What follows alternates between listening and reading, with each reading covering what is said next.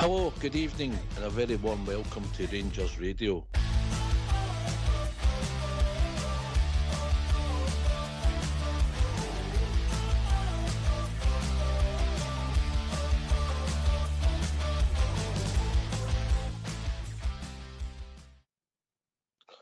Well, hello, good evening and welcome to Rangers Radio, this Sunday night special due to the manager being sacked. Join myself, Oxshire, on the show this evening is GB and Bridgeman. Evening, gentlemen. Good evening, Ox, and good evening to Bridgeman. What a night to come on. I was very surprised it's happened, Ox, but I'm looking forward to diving into the night with the two of yous. Really? Well, considering the way that board had been acting, Ox, I don't know if I would have thought they would have dragged this out to the end of the season and make us suffer, but we'll go into it anyway. I'll let you introduce. Evening, Bridge. Good evening, Ox, Chair, and good evening to yourself, GB, and of course the techie boys in the background. And to all the Rangers fans that are listening in all over the world, shock news, shock news, shock news. Good evening and welcome to Rangers Radio. And I'll say the same to you. Really? Yeah, I think yesterday the team looked broken. The manager was broken, and it was inevitable. People will argue it should have happened a couple of weeks ago. Other people will argue it should have happened a couple of months ago, and some people might argue it should have happened 6 months ago. But it's happened now, and at the end of the Philip Clement reign at Ibrox is over. It always tinged with sadness. Don't like to see anybody lose their job, but in football they're always well compensated. So he'll move on, and we'll definitely go to move on and see where it takes us. Ultimately, his time was up, and he's not coming back. If we're honest, 3 games, the last 3 games since Queen's Park, we've scored 1 goal. We've scored 1 goal. You know, I know we scored 3 at Tynecastle, but we only actually scored 1 of them. You know, so 2 games at Ibrox, St Mirren and Queen's Park, no goals, and the team was awful. So I think the right call's been made, in my opinion. GB. Yep, agree, Ox. Went to the game yesterday, and went to the game Saturday, and I was shocked to see it firsthand, Ox, how disorganised the team were, how lacklustre they were, and how you could just see that they'd totally down tools on the manager. Ox, they just didn't look as though they were really up for it at all.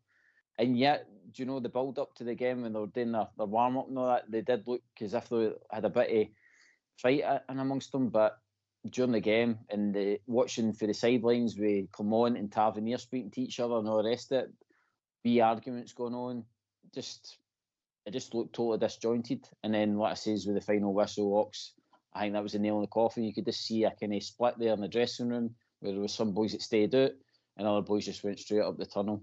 So for me, it was writing on the wall for them to get the sack. I just think it's a result, you know, whether people stayed in a part or half a part's irrelevant. Bridgeman, you've been in dressing rooms, I've been in dressing rooms, you know. When it's no gone well, when managers have only they've got their style, they've got their scripts, they've got the way they deal with things, and once people don't respond to it, only ends one way, doesn't it? Yeah, you're absolutely right, Ox, Jared. And it's sad because, you know, at any level of football, if you're a manager and the team, by the look of it, the team is not responding to things you're saying. Now, obviously, we're not privy to what's been going on, or what's being said by either the management or the players. But at the present moment, all we can think is, for instance, it's they are not responding. They're down tools. All the things that you want to mention along that line, and it's happened to Rangers on more than one occasion for more than one manager. And I think normally it's only 4 weeks, maximum 4 weeks when you see that.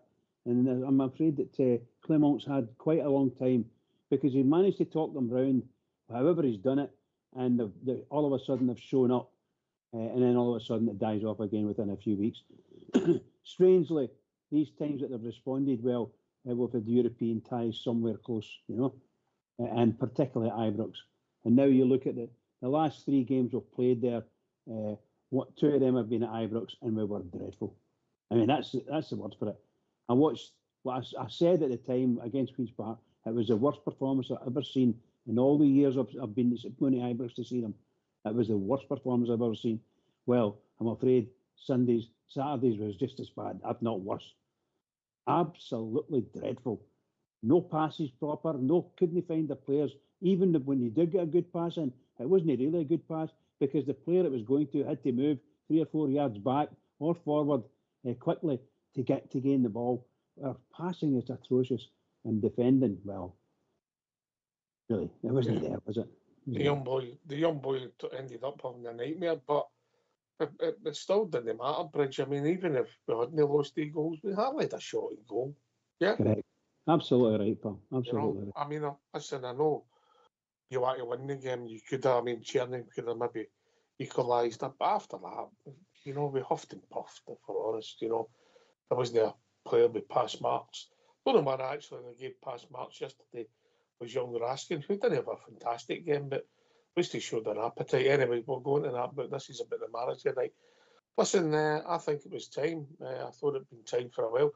I've always had a problem with system in the domestic game, and you seen it yesterday. They flooded the midfield, and you never won a second ball, and you're playing at home, and you've got to control the game and get the ball wide and make things happen. And stubbornness ultimately got him a sack, and I wonder if that's what caused the alleged rift that we're putting up between him and the players coming to a head. Whether that's true or not, we'll never know. GB.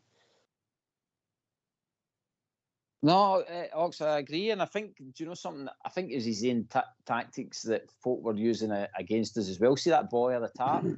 That's what was ripping us open at times with his tactics, and like he says, there was not enough people in midfield getting run out of the tappy. I agree with you. I think it should have been done probably in my mind the way back when it was the alarm bells going off in pre-season. At the end of the day, see, for me, he knew what he was walking into Oxford that pre-season and all the rest of it. So you just make yourself hard to beat. If you're a good coach, you change your tactics. And like he says, you ride the storm. But Clement was, like you say, too stubborn to stick with his tactics. And he had players that just didn't have the ability to run with it. And I think, like he says, in time, the results caught up on them. And ultimately, like I says, we can't put up with a manager that's getting beat against a St Murnochs, a Motherwell, dropping points to Dundee United and all that carry on. It just can't happen, Ox. And this will be for the same for the new manager coming in. We've got to get a grip, a consistency against all the other teams in the league. And like I says, we take care of the old firms when they arrive. But we should never be at home to St Mirren losing 2-0. And by the way, it was easy for St Mirren yesterday. They breezed it.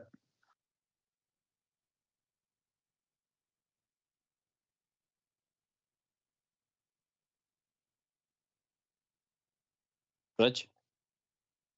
Yeah, I think you're right there. I thought that I'm not a big fan of St Mirren and their manager, but I'll say it in all honesty, and I hope that Rangers fans don't get upset with me. Not one single Rangers player, including all the subs that came on, not one of them would have gotten into the St Mirren team. Not one of them. They brought in a lot of height, which I've been berating our club for not getting any height at all in the team. In reality, okay, you get some guys that are 6'2", 6'3". For me, it's not that they're not big enough, tall enough. I've said I know people laugh at me, but seriously, you watch the way they attacked us. A lot of the time, it was that long high ball, and Shelley, unknown to us, everybody. We could see it, and he's getting caught under the ball nearly every time. And it's only an experience, that's all that is. Yeah, I think he's a fine player, but he's not a centre half. He's a good he'll be a good left back, or he's not the main source of centre half. He's not the man. And by the look of you on Saturday, Proper isn't either. And for Mr. Suter, injured again. I'm sorry. I never wanted him at Ibrox in the past. I've bit my tongue 3 times and says, well, you know, he's proved me wrong because he's had 3 or 4 games in a row, quite good. But he's posted missing again with injury. I'm sorry. That's not what we want in a centre half at Ibrox. They can't be injured. They're supposed to be tanks. You know what I mean? I know it's silly saying it, but they're supposed to be really, really tanks, and they never get injured. They play on with bandages with full of blood and things like that, you know. So that's my vision of a centre half for Rangers, and we don't have that. We just don't have it. Oh, I'm going too far. Sorry, I'm going too far. No, you're not allowed to do it anymore. But listen, I get your point. You want somebody that's aggressive, and you know, look at the two of them yesterday. The young boys are very aggressive centre half, and that gives you problems. But leave the match alone. Well, unless you want to make a point about a manager, because it's all about a manager.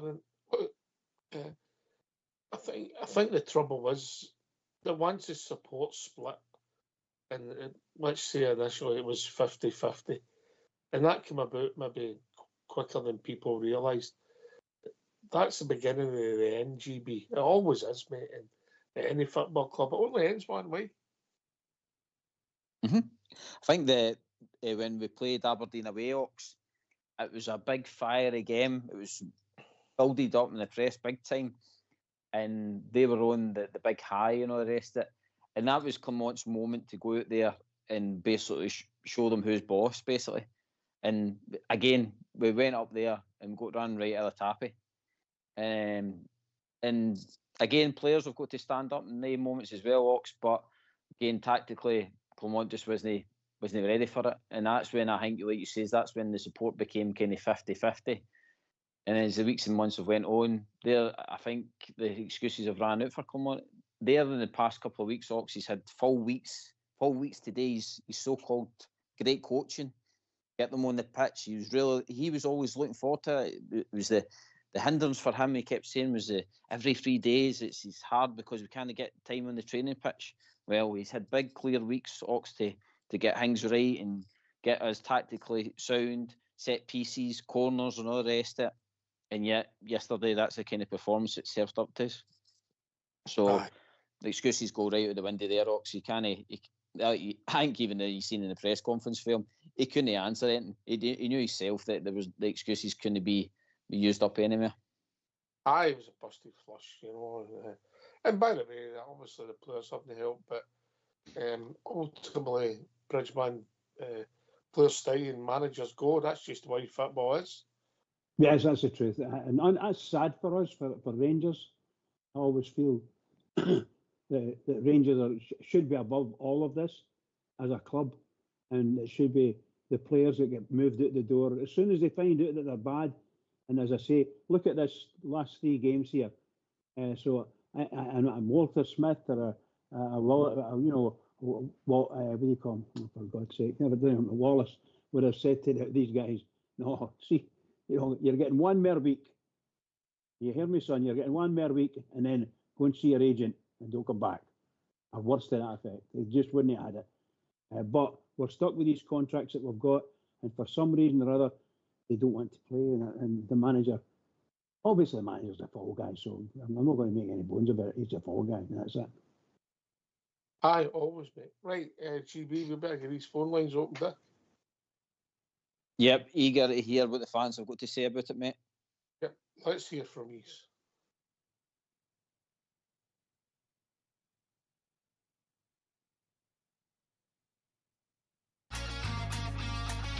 Why don't you give us a call on 0141 356 1972. It's your show, it's your platform. Let's hear from you.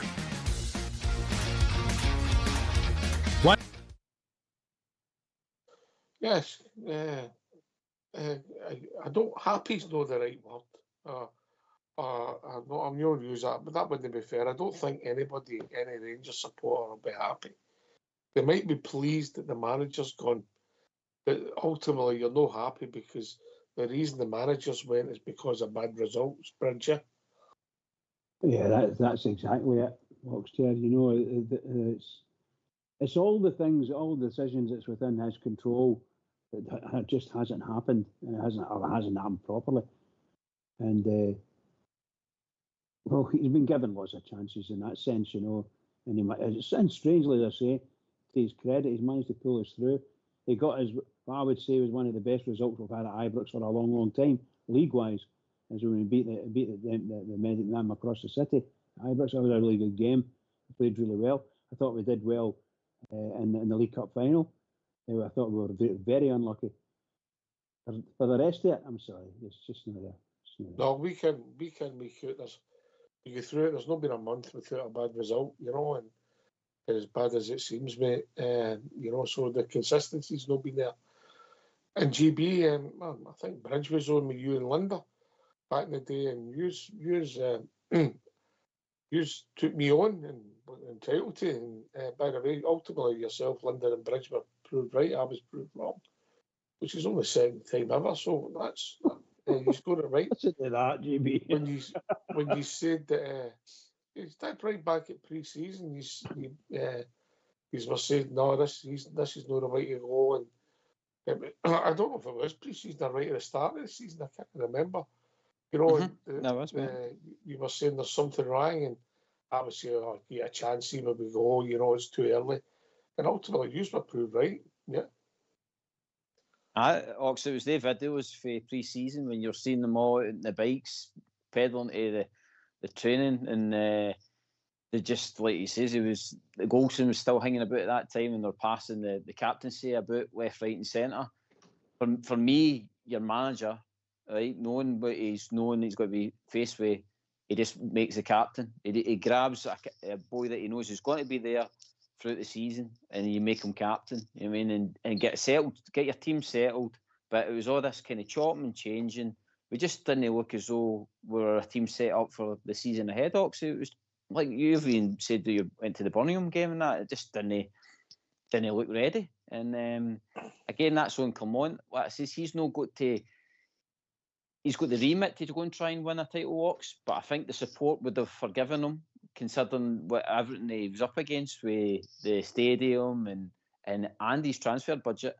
But for me, Ox, the players that he's got at his disposal should always be good enough to go and beat the rest of the league. You know what I mean? And he proved himself that he's probably shot himself in the foot again with having the result at home against Celtic, having that good result, because it's proven that the players are good enough to go and get results. So it's all mounted against him, Ox. And like I says, whatever he's been doing, whatever he's, by the way, his backroom team as well have been doing, they're culpable and all, Ox. They've got to go. Because they're the ones that are the coaches, supposedly. So they've got to be, like I says, improving the team. So like I says, I'm waiting to see if it's just come on or if it's going to be the, like I says, the full backroom team that go with him. Yeah. Come and join us. Give your thoughts. 01413561972. You know, obviously Philip Clermont's left Ibrox. I think he was sacked, Bridge. You know, I don't think he resigned, but listen, it doesn't mean you come to some agreement. Doesn't mean that, you know, sacked, resigned. Ultimately, if there's an agreement, you've shoot cones, everybody's moved on.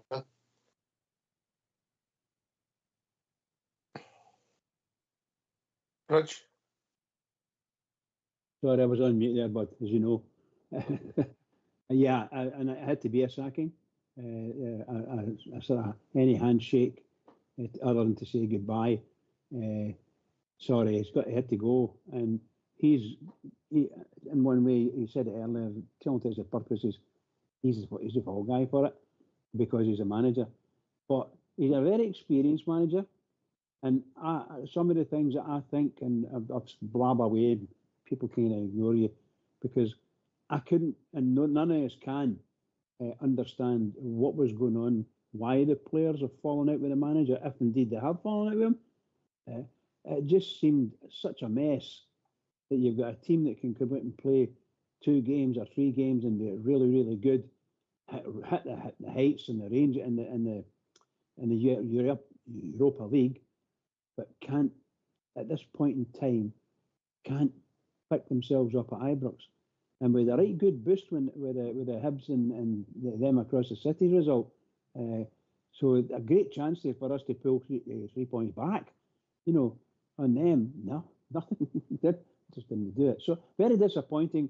But I think I dare say in the couple of seasons to come, we'll probably look back and there'll be stories will come out, and somebody will make a fortune after the stories, and it'll be to the manager's detriment because something wasn't right.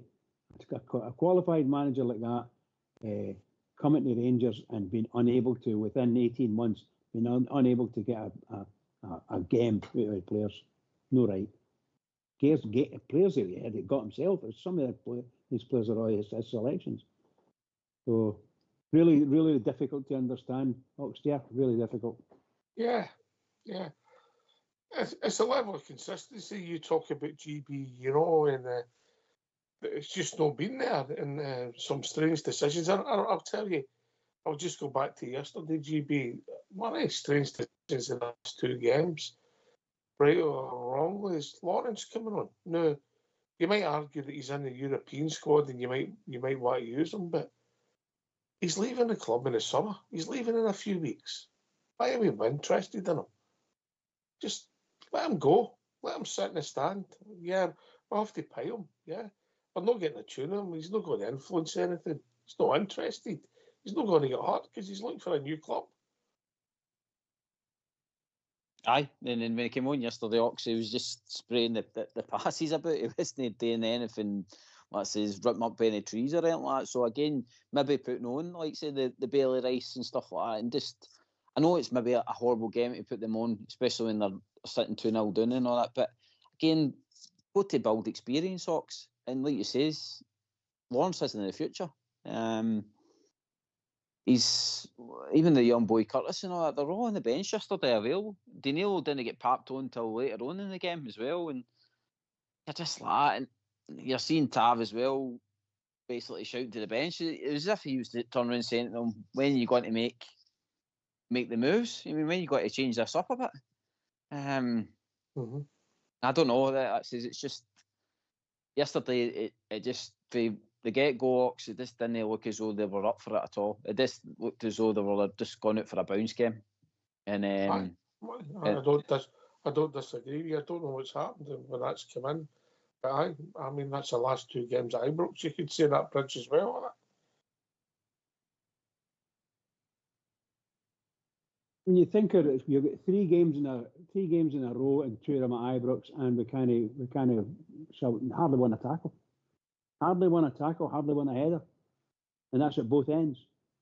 Really and truly, the crowd deserve, the fans deserve a lot more than that.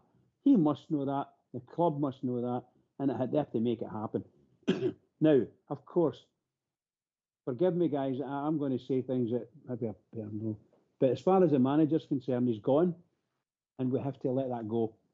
We have to let that go, and whatever's happening within the club now, it's all about bringing a new manager in. I'm assuming that all the backroom staff that were involved with him at that level will be going. Although I'm not sure what they're going to do with Alex Ray, but I'm assuming that he's going to go as well.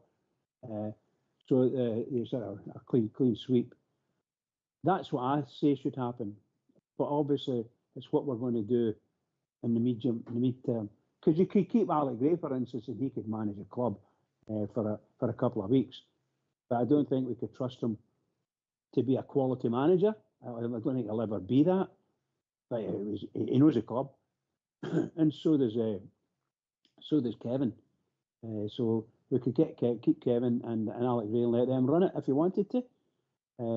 There's one of the things I was reading this morning. They're talking about McCann coming in to work for us.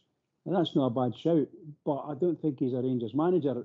The greatest respect to him, I don't think he's a Rangers manager. But when you think back, when you say these things, it sounds stupid because, for God's sake, I just had a manager who was a quality European manager, and he couldn't get none going in Rangers. So we can't criticise the guys that we're going to bring in too much.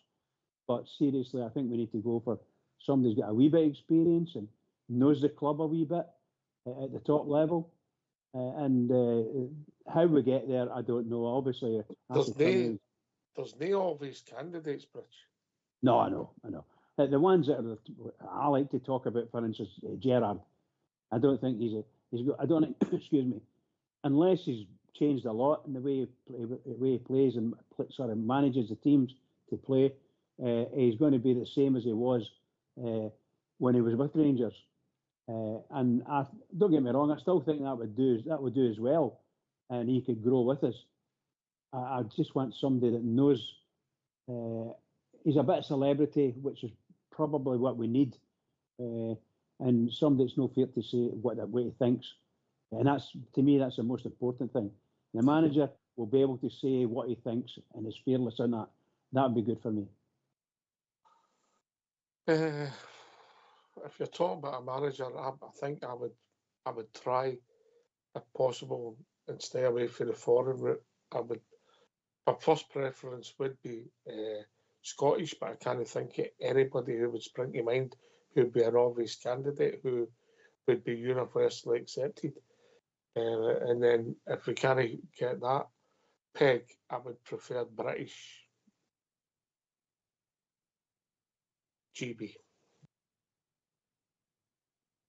Aye, British for me, Ox. It seems to be a thing that we've done well with when it's been a British manager. We seem to pick up silverware. You look at McLeish and all that, brought him for our own league. I know it was different times and different talents that we had in the squad and stuff like that, but maybe just somebody that knows how to shore up a defence, Ox, knows how to coach a set play, and like I say, tactically knows how to outwit the rest of the managers in our league by this kind of low block, Ox. Just play them at their own game. That's all we're asking for, just to go and compete. And our talent in our squad should overcome them, no bother, over a 90-minute period. So I'm like you, I don't really see anybody in our league that we could maybe go after, apart from McInnes. But again, he's not got to leave Kamart for a caretaker's job.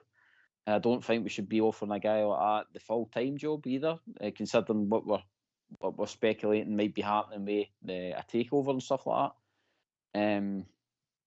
So that's maybe a big question, Ox. Do you think now that Clement's away, that with all this in the background, that there will be anybody having a say in that for the new investment side? Do you think they'll be having a watch over that, or will they care? Because I can't see them maybe appointing somebody and then they having to sack them when they take care or anything like that. So I'm wondering if they'll have something in mind to help them, don't know, be ready for the summer. I'm sure that even though officially they can't ever say it, I'm sure that there would still be conversations would take place. Yeah, I mean, if I was coming in and I was getting X amount of money in, even though the deal was near the line and it was moving forward, you'll think that your tuppence word would be heard, Bridgeman. Eh?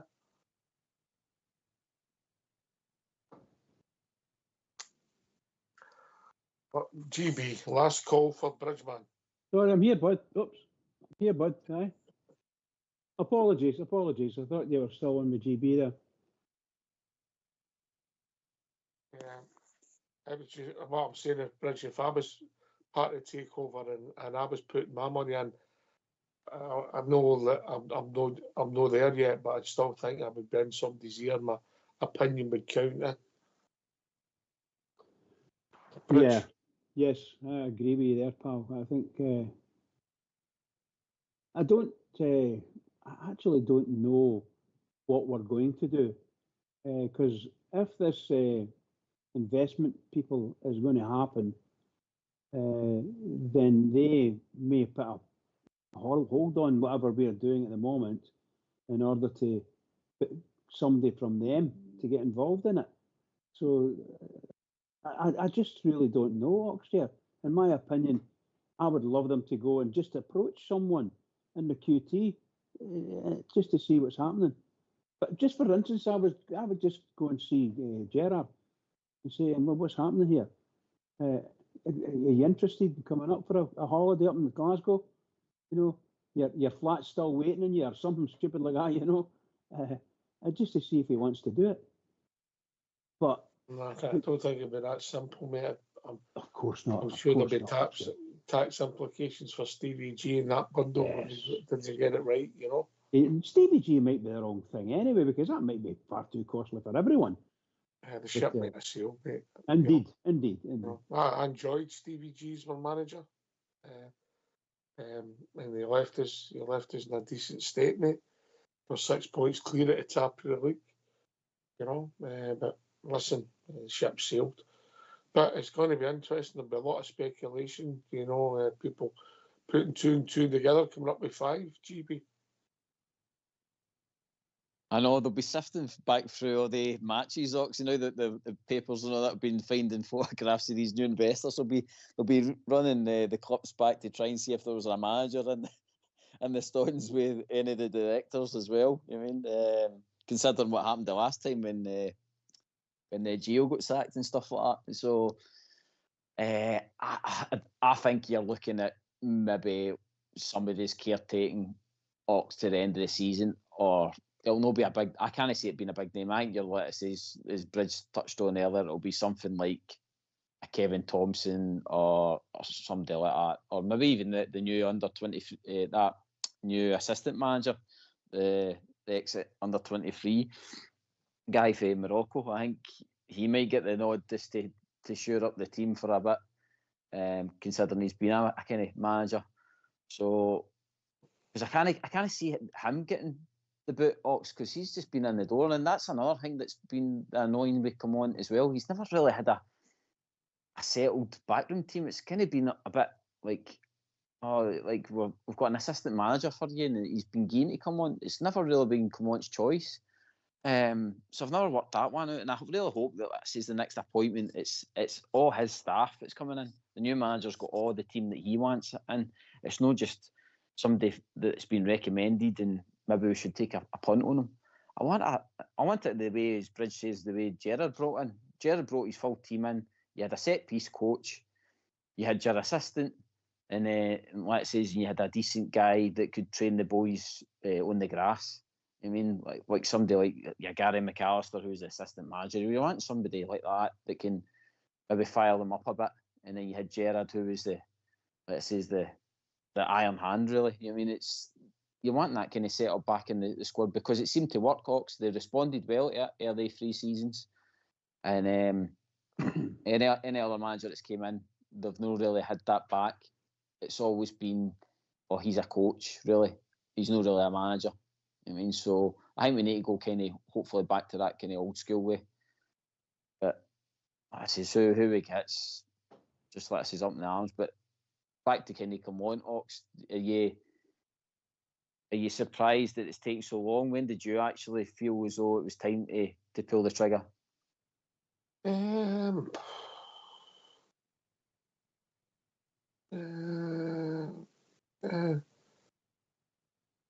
The performance that really got to me was the St Mirren away performance. Boxing Day, yeah. Yep, aye.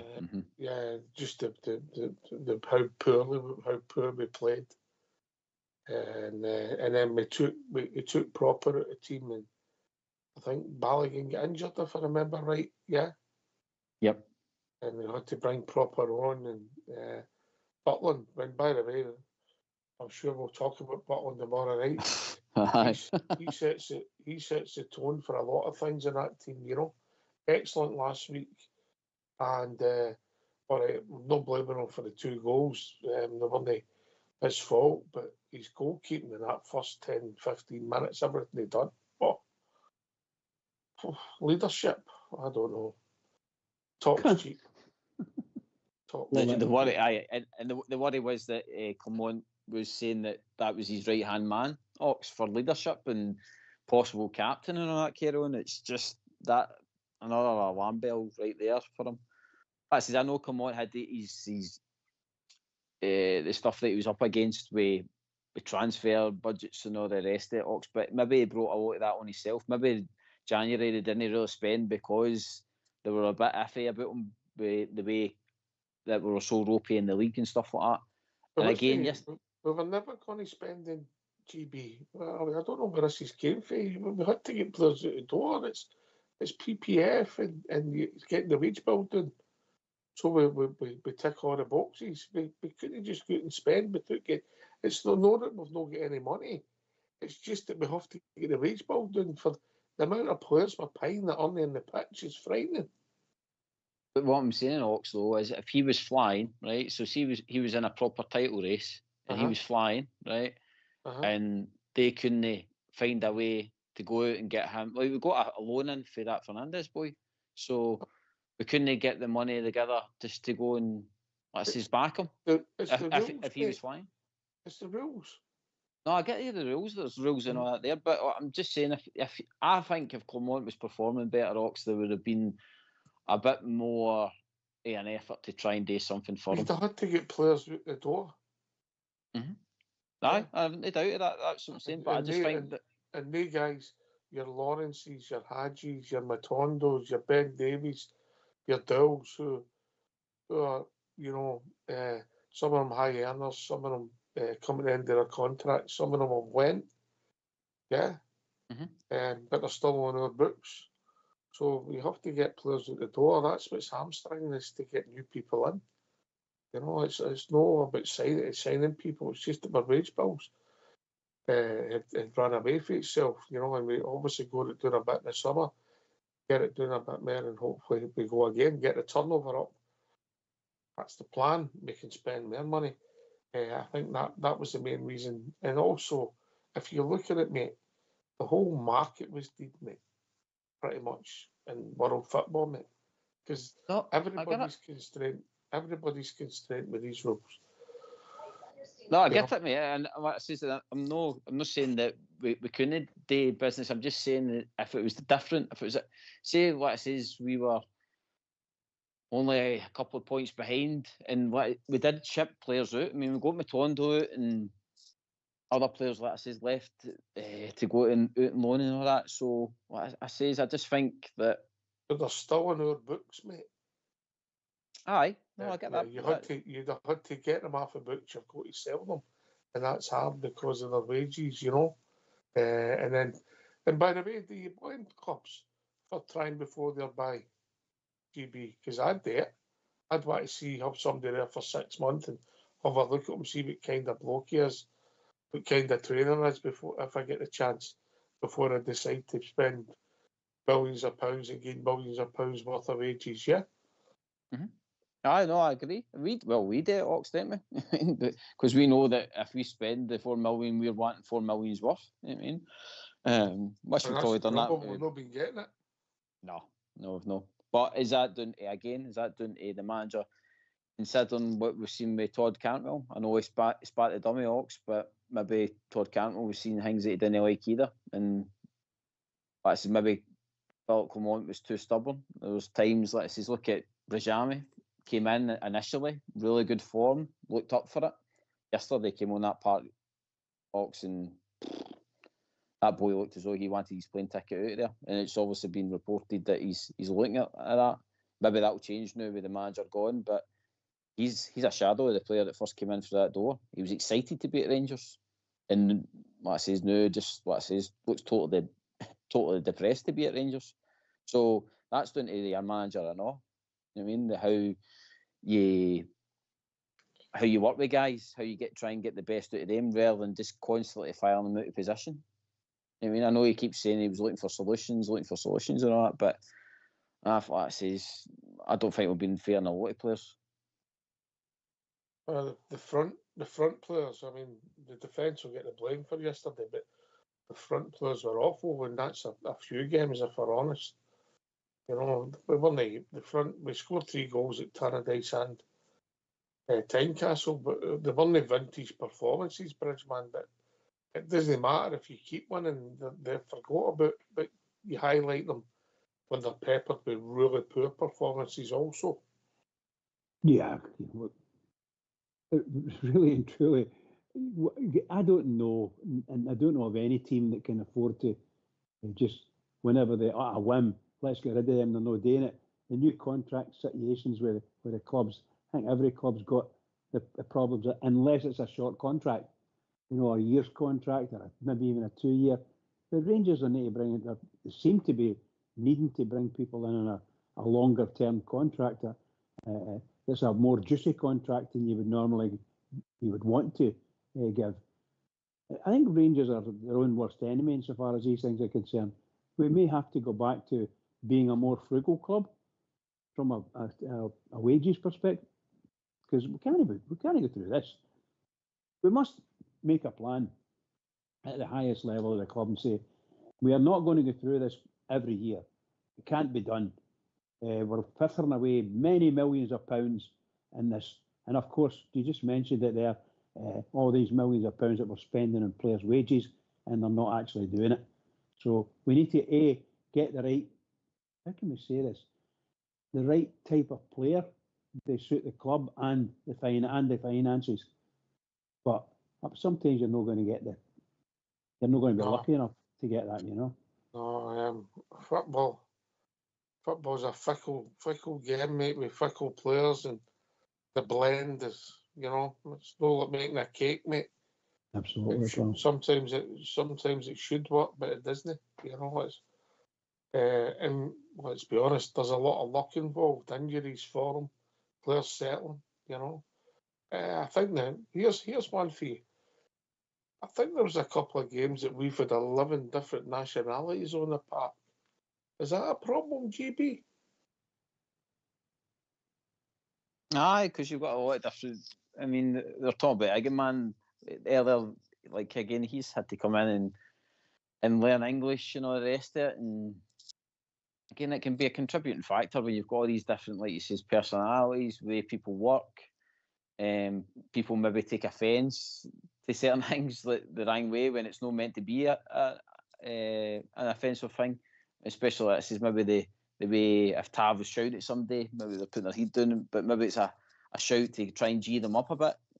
Same with Clement. I mean, we don't know the whole ins and outs of how he is a man manager, but one thing I do know is that Eggman, ever since he got linked with all that stuff in the January there, Clement mentioned it, saying, I'll not let any egos start showing in the dressing room.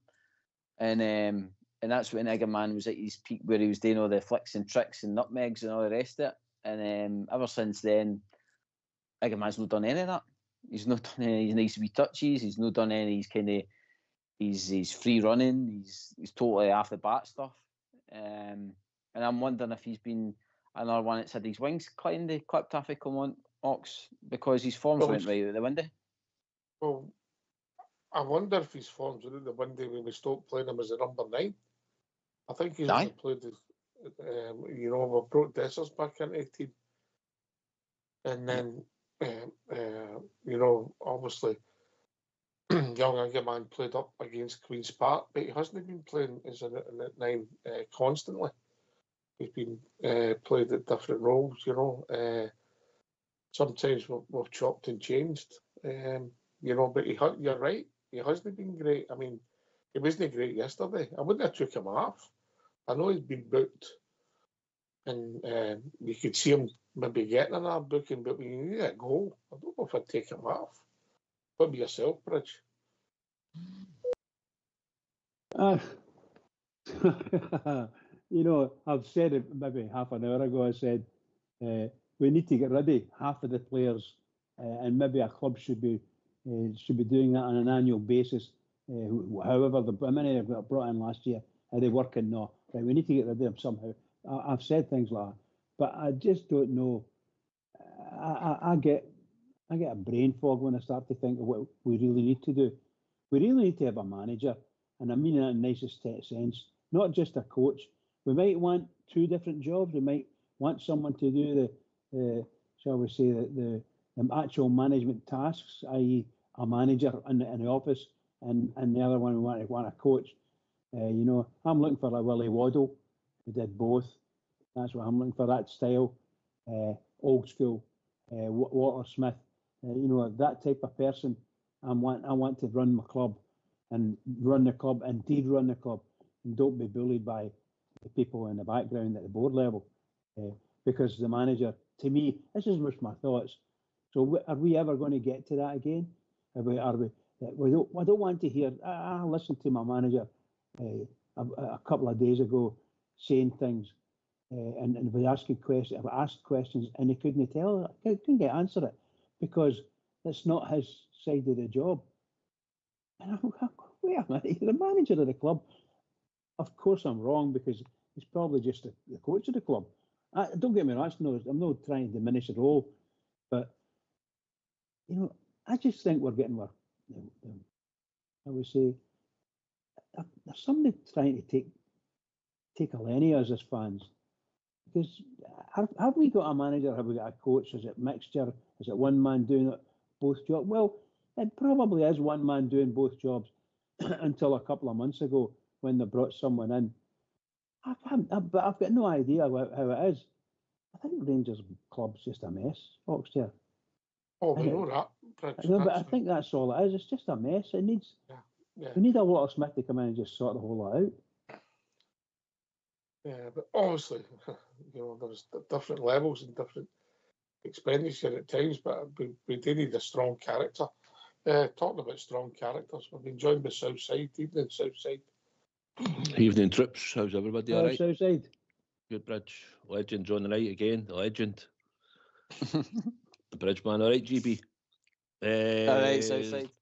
Said to Old Bear when we're coming up the road on Saturday after the game ups, said that's it, he's gone. I said, you're not surviving this. I spoke about it. I just think that the whole team on Saturday just looked void of ideas, or just everything was flat. Everything that you didn't expect to be flat. You thought you'd have come out of traps on Saturday. And I just think now the players, whether it's, I'm not even going to use the word tactics because the tactics are fine when we win. So I would just say it felt like they just came out and it was like a lack of effort for them all. In fairness to St Mirren, they came out early doors, and they set their stall out, and they certainly put a lot of work and effort, and the dirty arts of the blockness when we're trying to play 1-2s like they were doing to step the crochet. They were physical and they had a game plan and they came out and they executed it. So it's not as if they didn't put into the game. They showed us up in a couple of positions on the park, I thought, on Saturday. But I thought every player out there, to a man, was absolutely rotten, to be perfectly honest, again. Aye. It looked as if there was a chasm between the manager and the players yesterday, mate. Well, we spoke about it. I said after the bombshell at Queen's Park game, I said we'll need to see how he goes on the next few games. If we go the next 2 or 3 games and we drop points, we get a couple of defeats in there, he's gone. It'll no matter what anybody else thinks, he's got to go. Because the players then depend on performance, and you've seen it on Saturday. Totally flat for every player. Yeah, they're getting away with murder, the players, mate. Aye, certain ones. Listen, if you look at it, we could possibly be had about 4 or 5 players out there on Saturday that probably, because of the pressure that's on the club and the results of late, that Hadji's going to be away in the summer. He starts. Cherny will be away in the summer and he starts. But there have been pivotal players in the last few weeks of what they've contributed, but they're starting. You've got Taff probably going to be at the end of the season. And there's another one in there. Lawrence. Well, he come on. Dessers will probably go in the summer and all. But the results is what he's judged on, and I just think Saturday's performance is the same. Certainly as close to the one, if no worse. It was like the same performance levels as back to the game against Queen's Park. The game against Hearts, we done all right in spells. We competed. It doesn't matter sometimes how you play at Hearts or at some of these fixtures. As long as you get the result, you can't play brilliant every week. But we've seen it, and it's just another dipping for him. And the manager's got to carry the can for it. And I said to Albert, I think he agreed with us when we were coming up the road. I think he said, well, maybe no, you can still keep him because he's got to be there at the end of the season, maybe. Whatever, I can't remember what he said. But regardless, I just thought, nah, it's just, he's gone now. He's gone. There's no chance of even trying to see you can keep him. So that's where we are again. We're back to starting for fresh again. Aye. Listen, he was never going to be there in August. You know, I think with what's coming, he was never going to be there in August, in my opinion. So, Aye, probably. Wouldn't have started the season next year. But you wanted to just have a bit of stability still there, that we could go out and still win league games, and performances would probably be. I was hoping to get a good. I thought I'd come out here with a bouncing on Saturday, considering. But it was flat, and you just, as soon as the second goal went in, Ibrox just started to empty, So no, the players first and foremost have got to take responsibility for a performance and putting themselves on the park. But he, as manager, has got to accept that the players went out and there was no fire in their belly, there was no passion, there was nothing like that. So that was the result. We go on Saturday, and there's only one person that can take the can for it, and it'll be the manager. That's it. That's the way it's going to go, by the sounds of it. As a manager, GB, you've got a few roles today. You prep for the game, tactics, and then you've got motivation. Would that be about it? Would that be your three key performances? Prep, tactics, and motivation, yeah? Yeah. And maybe decision making, that might come under substitutes or changing your tactics during the game. And if I'm being really honest, for nearly a calendar year, it's worried me about Philip Clement and Dave things. And maybe the alarm bells, not so much the Ross County one, because I just think that was a mental match. And another day we could have went on and maybe won it easy, and it just a mad 10 minutes. And by the way, the goalie was culpable as well. But the D one, it's just how flat we were. And I think Sterling came out, and I'll be interested to see how fit he is now. Yep. Sterling came out and said something, and that the alarm bell started ringing to me. So I don't know if the motivation or his style just didn't work. I think that's evident, Ox. I think, like he says, there's been certain players that have just not really took to him. There's been players that have been given a kind of second chance under him, like Dessers and stuff like that, who responded well initially, and then they've kind of tailed off as well as the times went on. But as Southside touched on earlier there with St Mirren, look at their manager yesterday, how he had them fired up and ready. And I was watching him at the touchline yesterday, how he was every challenge that St Mirren were winning, he was practically on the park applauding these players for how well they were working hard in the game, Ox. And when we went 1-0 down, you seen Clement doing the usual rolling of the arms to try and G them up and stuff like that. But the players just weren't there, Ox. And I'm wondering, like you've touched on earlier, with the thing about the investment and stuff like that, whether they know that he wasn't going to be about, and maybe this is why it's all started to tail off as well, that they know that there's nothing to play for really, and like this is the manager's not got to be hanging about, and maybe all these wee things that's been niggling them, they've just went like, well, we'll go out and we'll try our best, but if it doesn't happen, it doesn't happen. He's not got to be here anyway.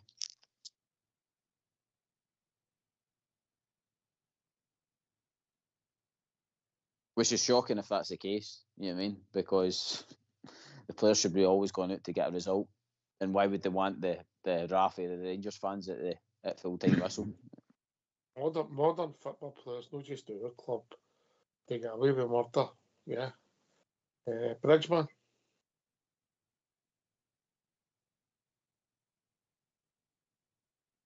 Southside. The result 2 weeks ago has had an effect on the whole squad. That I don't have any doubt. And I think we managed to get the result at Tynecastle, and then it's just stagnated. Seems to be we get a free week to prepare. That's the week we sort of fail. I think when we played St Mirren at Off Street, I think we had a full week. We had a full week for Queen's Park. We had a full week again this week to prepare for St Mirren. You think you get them training and get some things worked out, and it seems to be we come out and we're always flat. So I don't know what it is, but at the end of the day, performances, we've got results. Some of the football's not been great as we've seen, but we've got results. Europe aside, we've been decent in there, but it's a bit bread and butter. And Saturday was a game that you should be winning. And St Mirren came with tactics, a style, played up with two up front. and pressed us early for the start, and it was down to us to sort it out and get up the park and create chances, which we didn't really do in the first half. You can take all their tactics out if you put the ball in the net. Yeah, we weren't really creating many chances, were we, in the first half? Mate. Tierney had a shot. That was it. That was really bad. I thought you could see that we were struggling. And that probably comes down to that I don't think we play as a team. We spoke about it before. Sometimes we've got nice patterns of play, and we've seen it in certain games where they play nice patterns of play. But I just think you need to play as a team unit and a structure. I mean, Diamondi, Ox, on yesterday. I mean, come on, just on Saturday, come on. I mean, he was on the park, but you noticed Raskin, although he didn't have a great game, and you noticed in Hadji and that it was on the park, but Diamondi on the ball a few times, making that wee pass, making a run, pointing his horn forward, and that was his contribution. His shots were nice, mate. See the way these shots. I know. Do you see first off? There was a jumper tucked in or something. But you know, they're players that Clement's brought to the club. As we're saying it, I wouldn't say they're down tools, but it could be. It looks like that, right? But it shouldn't be the case because he brought these players. So you think the players that you bring to the club are the players that will actually? Well, most of them have been fit and turned out for him every single week. They've been asked. So players that he didn't bring, although Dessers has always been fit and picked in that. But it was other players like Sterling and that. It's not been unavailable. Lawrence unavailable for long periods of spell. Cortez is the only one that he's brought that's been out with injury for a period of time. All the rest of them have actually played for him. But Saturday just looked like they were going through the motions, and you could see it coming. You just knew it was going to come at some point that they would get a goal. But didn't look like scoring, mate. Nah, not at all. No, and that's the thing that it's just you can't keep having these games, and there've been quite a lot over a short period of time. Like turning up. Many times we went to Ibrox and we've not turned up for 45 minutes. And then you make subs at half time, and then sometimes you get the action and we get the result. Sometimes you go and you start half all right, like we did at Hibs, blow them away after 30 minutes. A couple of decisions in the game maybe changes momentum, but we should still have been good enough to go out and see that game out and make sure that it was won. Game against Motherwell, we turned up and we make 2 chances or something in the whole half, but we're 2-0 done. We go to St Mirren, I've hardly a shot at our goal, yet our goalie runs out and brings what somebody doing and gives away a penalty. The goalie, maybe all Bears have got a point, mate. Oh, do you see today at him yesterday? No, I don't know. What was he thinking about when he's trying to play the ball across to Tav? And even his body shape and how he plays it, his distribution was really, really poor. He done the same at Hearts. Lucky enough, he made a good save for it, mate. He done one in the second half, I think. He sort of half scooped it up in the air as well, and it sort of went to one of their players, no far outside their box. There's question marks to ask about him at times and all. You know, the big NCR was just unfortunate. I didn't think the boy had touched him when I seen it live at the time. Somebody else thought he had run about us, but I didn't think it was going to be. Aye, that's what I thought he'd done. And then the second one, everybody's saying don't let the ball bounce. And as soon as it bounces, the guy's cute, and he just gives him a slight wee nudge, not enough to come out of foul, but just enough to put him off balance, just for him to make sure he wins the ball and sticks it in the net. And we're 2-0 done. And it's just a learning curve for him. And there's probably always going to be a mistake in him at that time because he's a young boy and he's coming into the team. But the whole team were flat, and the whole team looked like they just gave up for the manager yesterday. And when we came out of Grun, that's what I said. I said, he's done, he's gone, no surviving that. It doesn't matter what you say.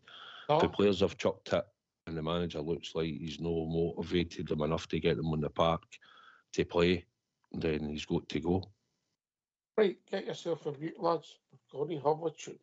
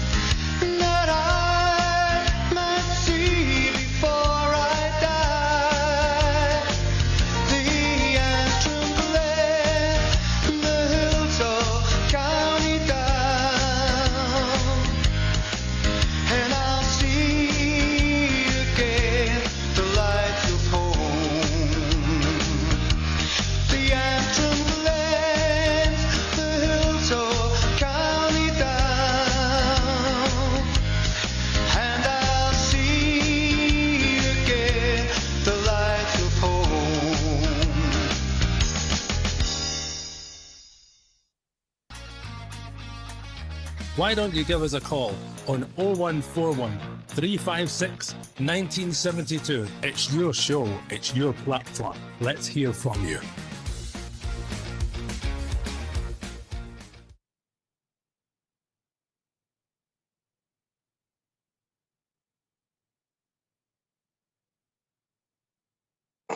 Yes, welcome back to Rangers Radio Special for Command Sack. Nothing official yet, Southside, but it's everywhere, and obviously broke about 4 o'clock this afternoon, that things were moving in. Aye, boards not made the clubs not made it official yet, have they? Right. So, but it's what everybody, I suppose, is expecting, and what's rumoured to be happening. So we'll wait the news for the club. In the meantime, otherwise you're going to look right stupid tomorrow. I know, that's what I was going to say. Imagine they'll rip it. Just to annoy us, Mayor. Oh, better rip a lot, is it? Aye. Ox, how do you think Patrick Stewart will be feeling, considering he's gave that interview last week saying the only reason I'm keeping Phil come on about is because of Europe? Europe, and I think other performances come into mind, mate. The straw on that camel bank was really bent, and maybe even somebody had to stitch it together, but yesterday ripped it apart, mate. Ripped it apart. Because there was no response there. And there was no option. Even somebody who thought Clement should have been getting the end of the season, blame the players all you want, but the manager carries the can. And the problem I've got is there looked as if there was no symmetry for a long time between the manager and the players. Southside, same question to you, VGB. Aye, but it's not looking stupid. I wouldn't have expected us to be dropping points to St Mirren at Ibrox. CB, I was expecting the victory at Tynecastle. Whether you play good or bad, you come away with 3-1 without victory. You normally take it. But under circumstances, with the pressure that was on them that week, but you expect to go into this week, to be picking up 3 points. Going to Kilmarnock, where it'll be a hard game. But you might make sure that you get the 3 points. And then the next thing you're going into is your European game. So that's what that's what you've been building towards, and you're expecting is to try and make sure that we pick up the points, and you'll keep that manager in place. The players looked like they were playing for him. But Saturday's performance, it looks like to everybody it was probably at the game and watching it, they looked like the players had chucked it. They probably didn't really chuck it. They just didn't collectively. They were just back to what they were 2 weeks ago. Every one of them just nobody could raise their game, nobody could get the other one going. And the chance creation, and just looked like St Mirren put in a lot of effort, made it hard for us and made no idea how to get round about it.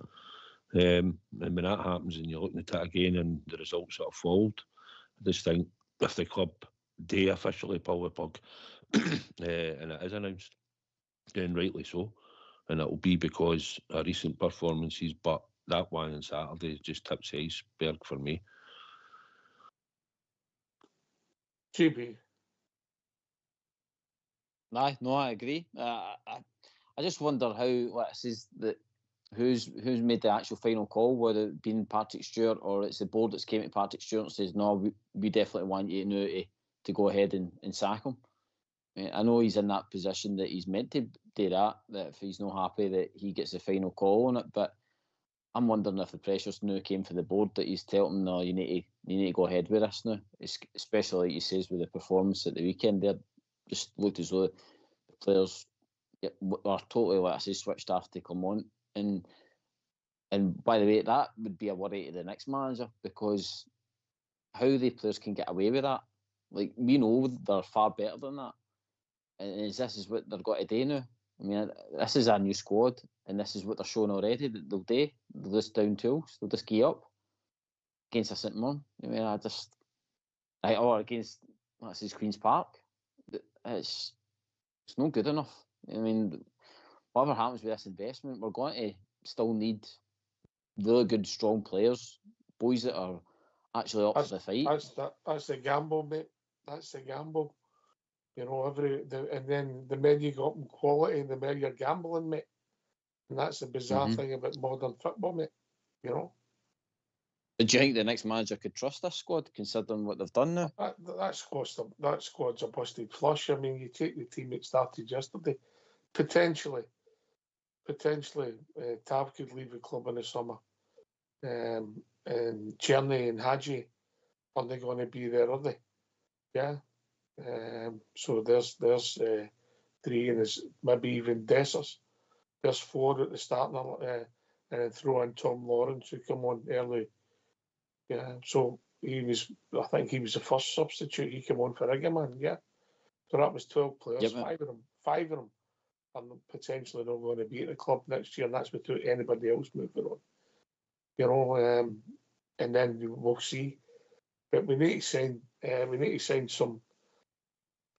mixture of players, and we need to get some pace in our team. And so I think Bridge goes on a bit power, you know, because we're not a big team. Raskin has to win over. He does Southside, didn't he?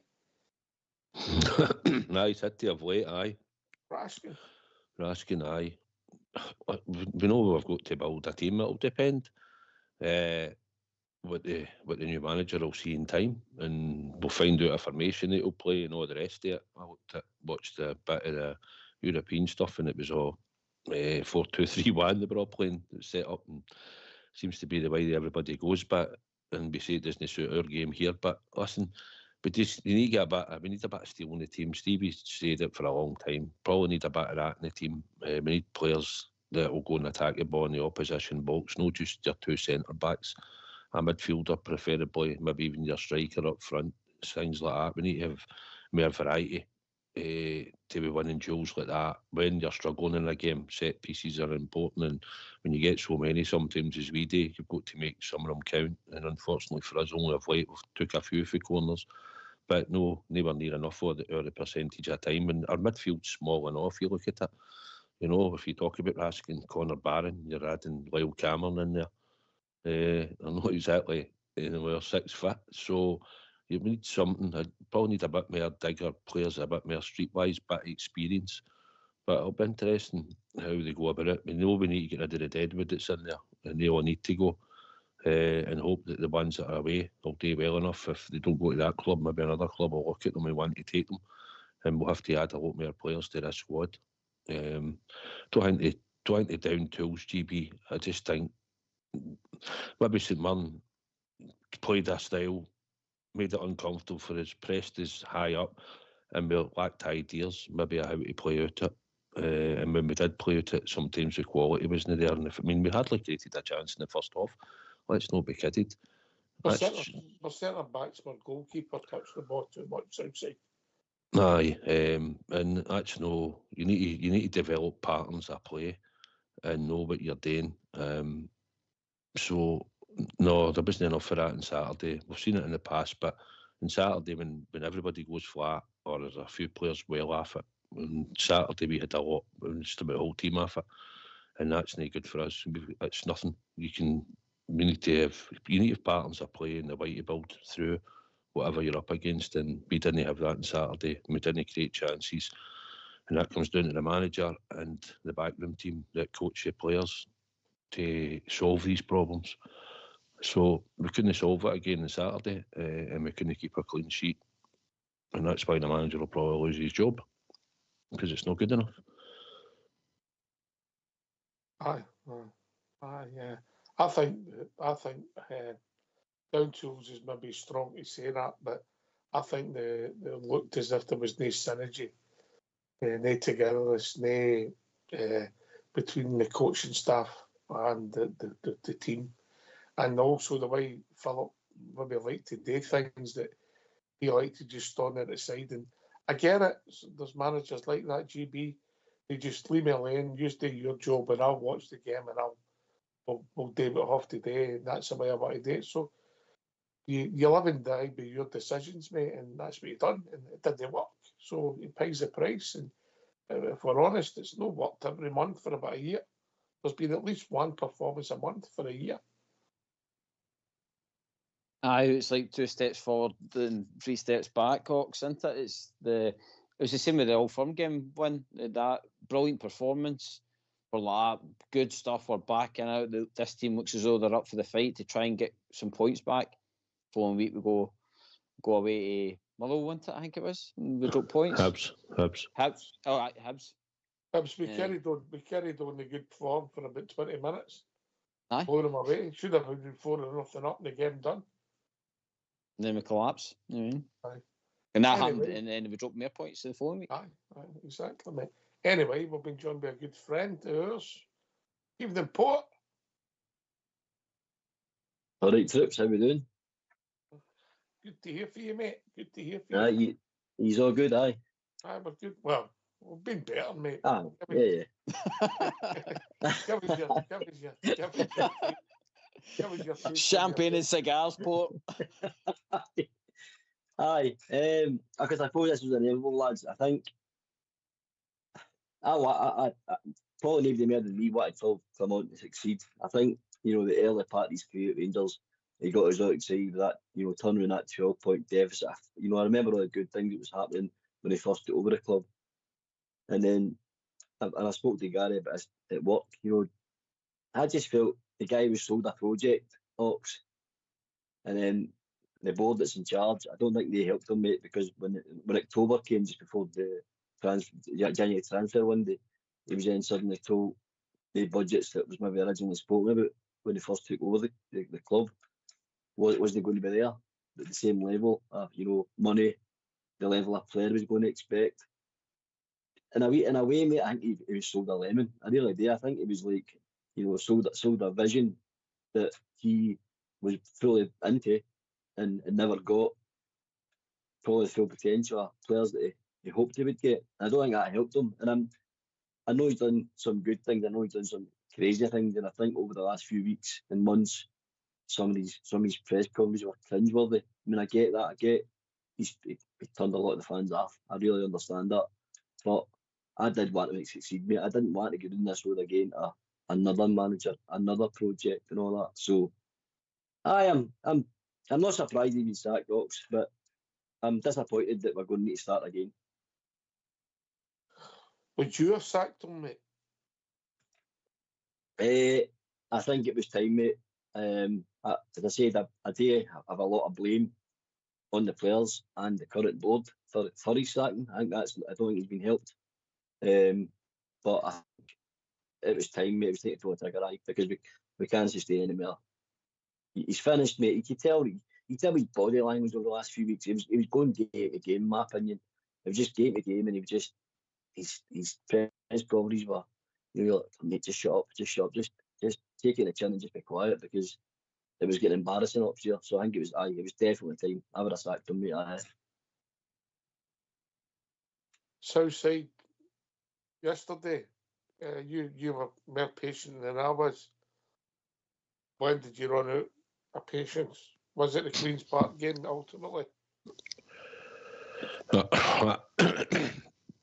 Queen's Park game. Listen, it wasn't so much I ran out. I just thought yesterday for me, as much as a cup shocker comes along, mate. Listen, all teams have been on the end of them. They shouldn't happen, but they do. And it's probably the worst one in our history. Ibrox against Queen's Park. I get it.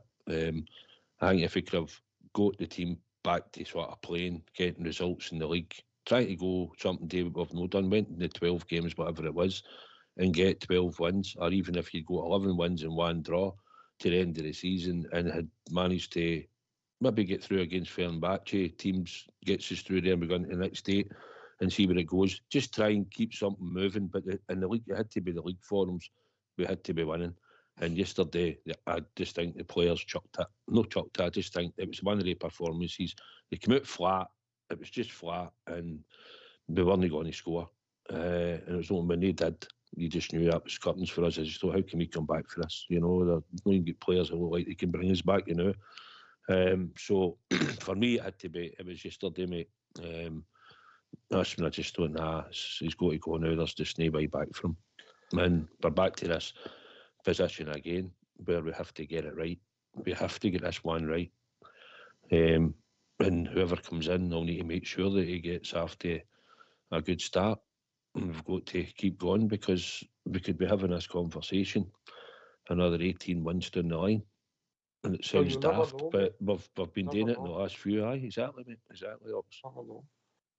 You know, listen, what do you think will happen? I'll go to Port first. Port, then GB, then Southside. What do you think will happen? We've heard rumours, nothing official. The coach is going to come in. He's not exactly set the head on fire since he got his job. There's also backwards. But the Moroccan coach, that's what we're hearing whispers, he's going to be interim, supported by people that's already at the club. And then we'll take it from there. We're hearing that about 3 or 4 of the coaching staff are away also, but nothing official yet. So, all speculation. But what would you do if you were a man in charge? Would you be looking to get the guy in that you want for next season? Or do you think that'll already been talked about for the people for the takeover who might have to wait till the summer? You know, what's your thoughts? I think for a bit of continuity, mate, I think I would try and keep somebody that's already there now, interim coach, because I don't want.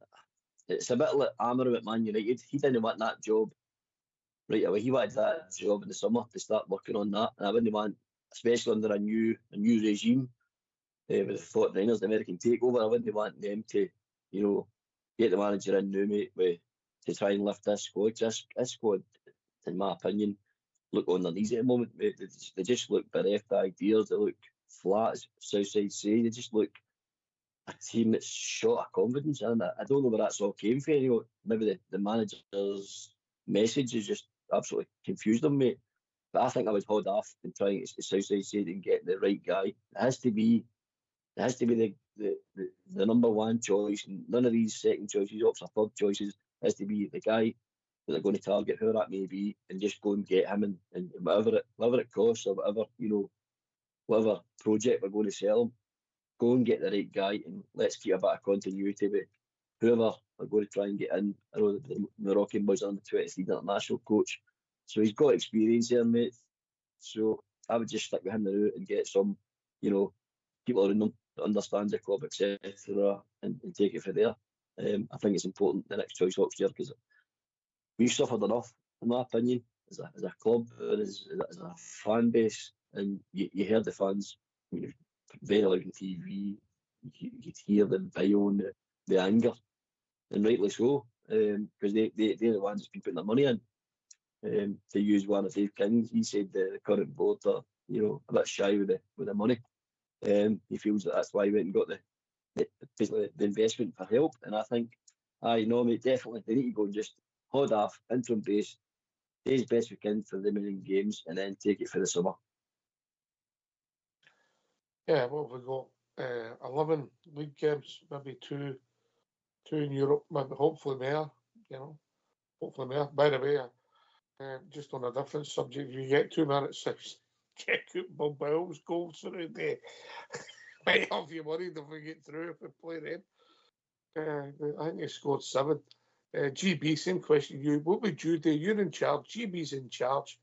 Would you go and try and get somebody in now that's going to be the permanent, or would you be trying to say, right, let's not bring the permanent guy in, let him maybe be in the background, and we'll talk to him and we'll see whatever, and then bring him in just for the start of, no, I don't mean the start of new season, the end of this season to start, and he welcomes the players back for pre-season with his ideas, and you go for there. What would you do, GB?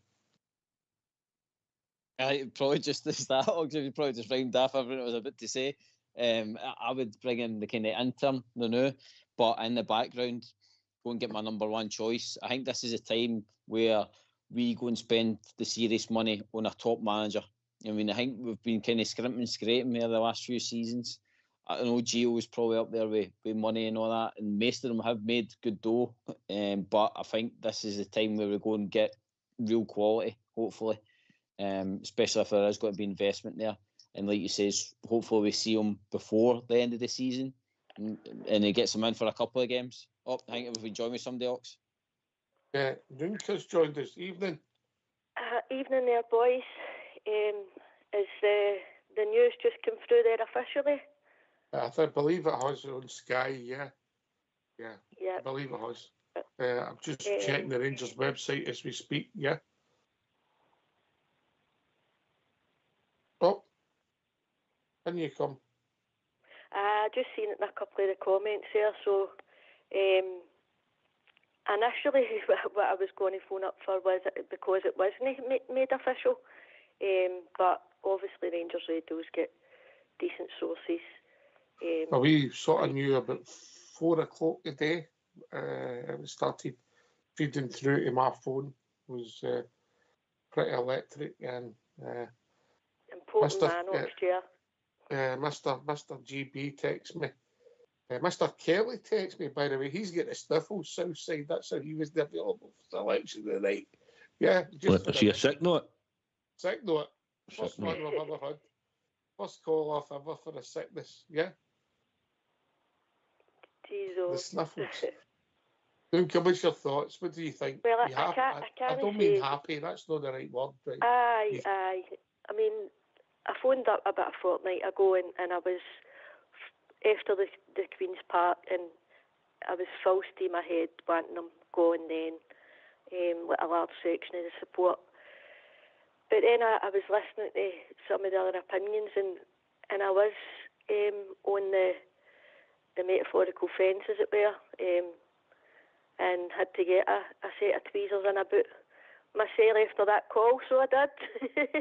With all the skills that I got, but I think deep down, I still did think it shouldn't be. I didn't think it was going to work, and we can only speculate, but it must be toxic behind there, and we all know ourselves when your head's not right, you can't perform.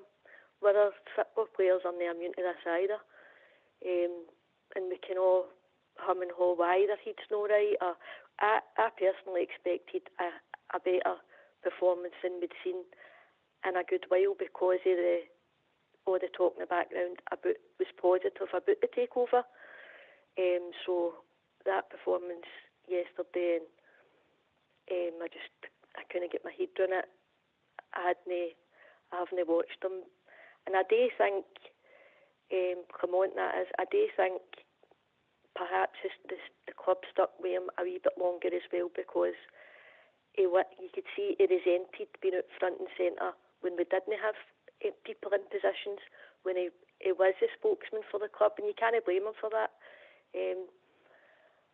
Now it seems that we're getting things together, that they're getting rid of him, but I just thank him for what he done. You know, he did win us a cup, and he done no bad in Europe. We can all have our opinions on, but losing the league last year was so unacceptable as well. But I'll thank the guy and move on, because I was happy. Well, I'll read the official statement. I've got the official statement. Rangers Football Club can confirm that it's the right party company with men's first team manager Philip Clement. The club would like to put on record their sincere thanks to Philippe for his hard work and dedication during his spell in charge. A further update for the club will follow in due course. Standard, no unexpected, but what I will do, Nunca, I'll pass you to my tweezers expert, Southside. Aye, no, just like Nunca says, listen, I feel sorry for him in a way, you know. I didn't want him to fail. We had some good nights in Europe, especially away from home, especially when you travel away from home abroad to watch Rangers. And if you can get a victory or a draw, right, and get back on the road safely, that's what everybody wants. It's the least you can expect. And what he'd done and tapped the group when we played Betis, won away in Betis and stuff, and we're in the last 16 then. Still think some of the players let them down in the old squad, going for the league title. I think some of them couldn't handle the pressure and let them down badly, and I think that's when Sterling came out and said some of them were having to get the right mentality in that dressing room. That would have included Tav and Golson and the rest of them. It was there at the time, Lundstrom, a lot of them. But and they got us to cup finals 1-1, and probably Butland fumbling one out cost us one, and we never got a decision. If it took more time round the VAR decision, we might have got another decision that might have went our way. But Saturday for me was a tipping point. I just thought, no, Queen's Park was bad enough to get a cup, especially at home, but you're judged on results. I wanted them to try and carry a bit of momentum just to ease the stability there. I thought they'll be good enough to beat St Mirren. We should probably go to Kilmarnock. We might trap something just the way this squad can be. But if we can turn them over twice to the end of the season and keep trying to winning games in the league, and we'll see where we go in Europe, it will help just everybody at the club. And we'll probably part ways at the summer. But when you get a result like that against St Mirren at Ibrox, you're not going to keep your job, no after the bombshells that have came a few weeks before it. And you can talk about Europe, but the squad now looks as if they're fragile. And if they put a performance in like they did on Saturday, we'll no need to worry about a second leg in the 46 quid that we've all got to pay. The tie will be on one leg earlier. So you need to, something needs to have, will have to change. And I think the Moroccan guy will probably go in and probably take charge. But I don't think you'll see a big difference either. I don't think anything will really change. It'll still be more or less the same players that will get picked up with the same sort of style. It'll just be a fresh face. That's all it will be at the end of the season. So we'll need to hope that he can get something out of these players, because it's the players that's like the manager doing. Manager might have let the players doing in certain aspects or certain things in the club behind the scenes, whatever tactic style, whatever way you can conduct yourself, I don't know. But at the end of the day, the players go out in that part when they're selected and they're meant to go out and win football matches, and that's the thing that they've not been doing consistently. Port Bear. Yeah. I mate, totally agree. I'm fully with Southside on that. I do think the players have got to take a massive bit of responsibility for this as well. As I said, as much as, like I said earlier on, you don't want any manager, to fail. And I did think, like I said to you earlier on, I did think he had enough that I saw in the first part of his career that he was going to do a job for us. But he picks a team, he sorts the team out, he coaches them during the week. They cross that line, it's up to them to get them play to the best of their ability. And I'm strong watching the last weeks. They ain't been doing that. Some of the players have just been giving it everything. I know injuries didn't help. I know that's a massive part of it. Injuries did not help, definitely. But some of his tactical decisions for me, and especially when we did have a lot of injuries, were confusing. Like I can't believe in his philosophy and stuff and sticking to his, what he thinks and how he should be playing. But at times we didn't have the squad option to play the tactics he likes. And I think he was too stubborn at times to change it. There was times we could have maybe played a 4-4-2 or just do a Walton, just with what we've got, and just pack in the fence, pack in midfield, make us hard to beat. But I've not even looked hard to beat against Queen's Park and St Mirren. That's the second time St Mirren beat. You remember they beat at Love Street as well. So it's By the way, these things are all adding up. These things are all adding up, mate. If you remember the first game of the season against St Mirren, we were lucky to win that. That was a game. That was a game that proper get ragdolled when the Summit come on. Aye. Yeah. Exactly, mate. I think these are all the wee things that's adding up, definitely. GB. Aye, and plus, fling in that the mob across the city dropped points. The team should have been bouncing, wanting to go out and start getting back into a title race.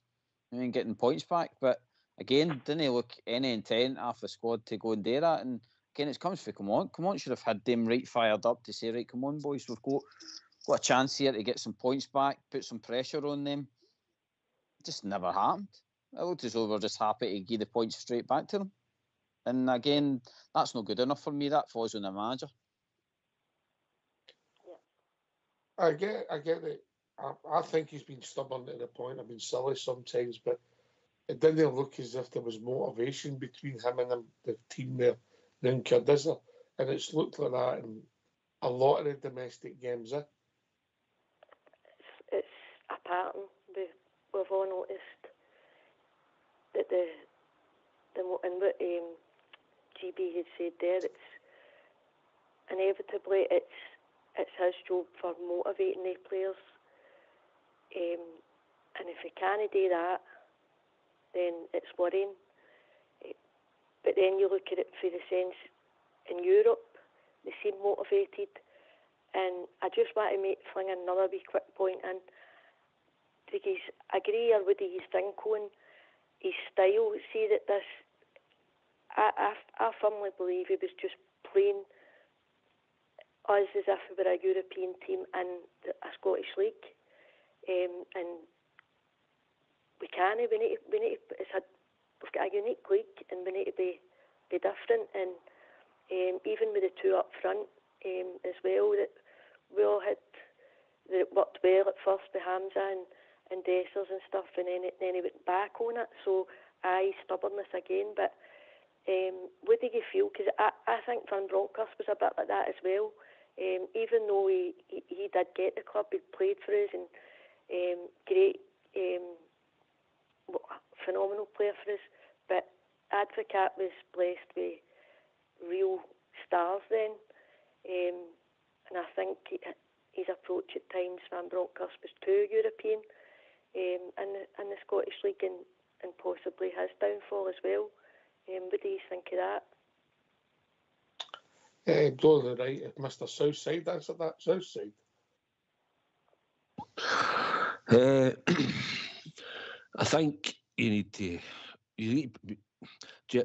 Gio came in and he had sort of Gerrard's players and that. Clement's been asked to more or less build a team for the start. I know he's kept Tav right, but you're talking about build a team, whereas Devo Succession had a core group of players to work with. You know, and I just think when we're going to get our next manager, it's the same Gio came in, but I just think he worked on with Gerrard, what Gerrard did. He done as well in Europe. He tactically changed it, where Gerrard didn't need changes in Europe. But Gerrard had us playing in a set system and a sort of style, because he used to say, if there's no a pass on, keep the ball for 5 passes. That's what he used to install into the team, and then we can work it forward again. Gio done well in Europe. I think he done well with the fitness of the squad and the experience they'd gained off Gerrard in that time he was there. But I just think we need to go probably get a British manager, Scottish manager, unless Jurgen Klopp wants to come. I'd take him. Unless that, but I would think we need to get back to... He's just got a new job. He's just got a new job. Yeah, well, that one's doing this one here, isn't it? Is it with Paris? Some team, but it's only as a sort of ambassador, mate. Yeah. Well, and he also does he's an advisor with RB. Is he? He's an advisor officer with RB, likes big eye. Yeah. Okay. Well, I'm sure we could tempt him to come. But that aside, cool, isn't it? Is it? Aye. Aye. Apart from that, I think British manager, Scottish manager, even, because that's in all my lifetime of watching Rangers, that's the most success I've had watching Scottish and British managers at my club. Worked out with Advocat because he'd loads of money, as you say. And then it fell apart, and Alex McLeish had to come in and got us 2 cups and then a treble, and he had a lot less to work with. And we had to cut the budget. But if you can sort of if you can get a team together and gel it together into a style, it's just football's changed now. It's totally changed from when we were talking about there. As I keep arguing on here, we'll need to get a core group of players that need to stay at this club for at least 2 to 3 seasons together. And obviously they need to be winning. But to mould a squad, we need to get a core group of players that will stay for a period of time. Every time we sign a player, the first words out of people's mouth is, we'll flip them in 2 years for X amount of money. No, we want to keep them for at least 2 or 3 years and build them into players and get them into used to playing these games where you play in Europe and the pressure it's on you, and they all see what's happening this year by how easily it can turn on you when performances are done. You're getting booed off the park and all that. Some of them might be able to handle it and be able to carry it forward. What happens if Jeffy and that go in, maybe 2 of them go in the summer and go, by the way, I went out here, I'm not taking that every week. I can't handle this. No, that's no for me. I'm leaving. You know? So... but they know, they've seen the bad side of it when they don't get results this season, and there are a lot of young players out there. Hopefully they'll have broad shoulders and they'll want to stay and fight for better, and maybe when we get a manager in time, then they'll all go and we'll add better quality to the squad, because we need more quality to the squad. There's no doubt about it. Port, I'll come to you next for that about the manager. Listen, you played the game and you played in midfield a lot. That too in there, mate. The amount of ground they've got to cover in certain games, mate, it's just too much. Yeah, and I think you've got to have a flexibility, and your tactics at the start and during matches, mate. And I just think this too. Yeah. Mate, I'm not a fan of it, mate. No, I think the amount of work that whether it be Diamandi and Raskin or whoever the two, Barron and Raskin, whoever they picked, they're all, especially domestically, they're always amongst three, and so they're always a spare player. And that was St Mum's tactics the weekend. They flooded the midfield last year. The back 4 or 5, you want to call it, with the boy Goggets just sitting in front.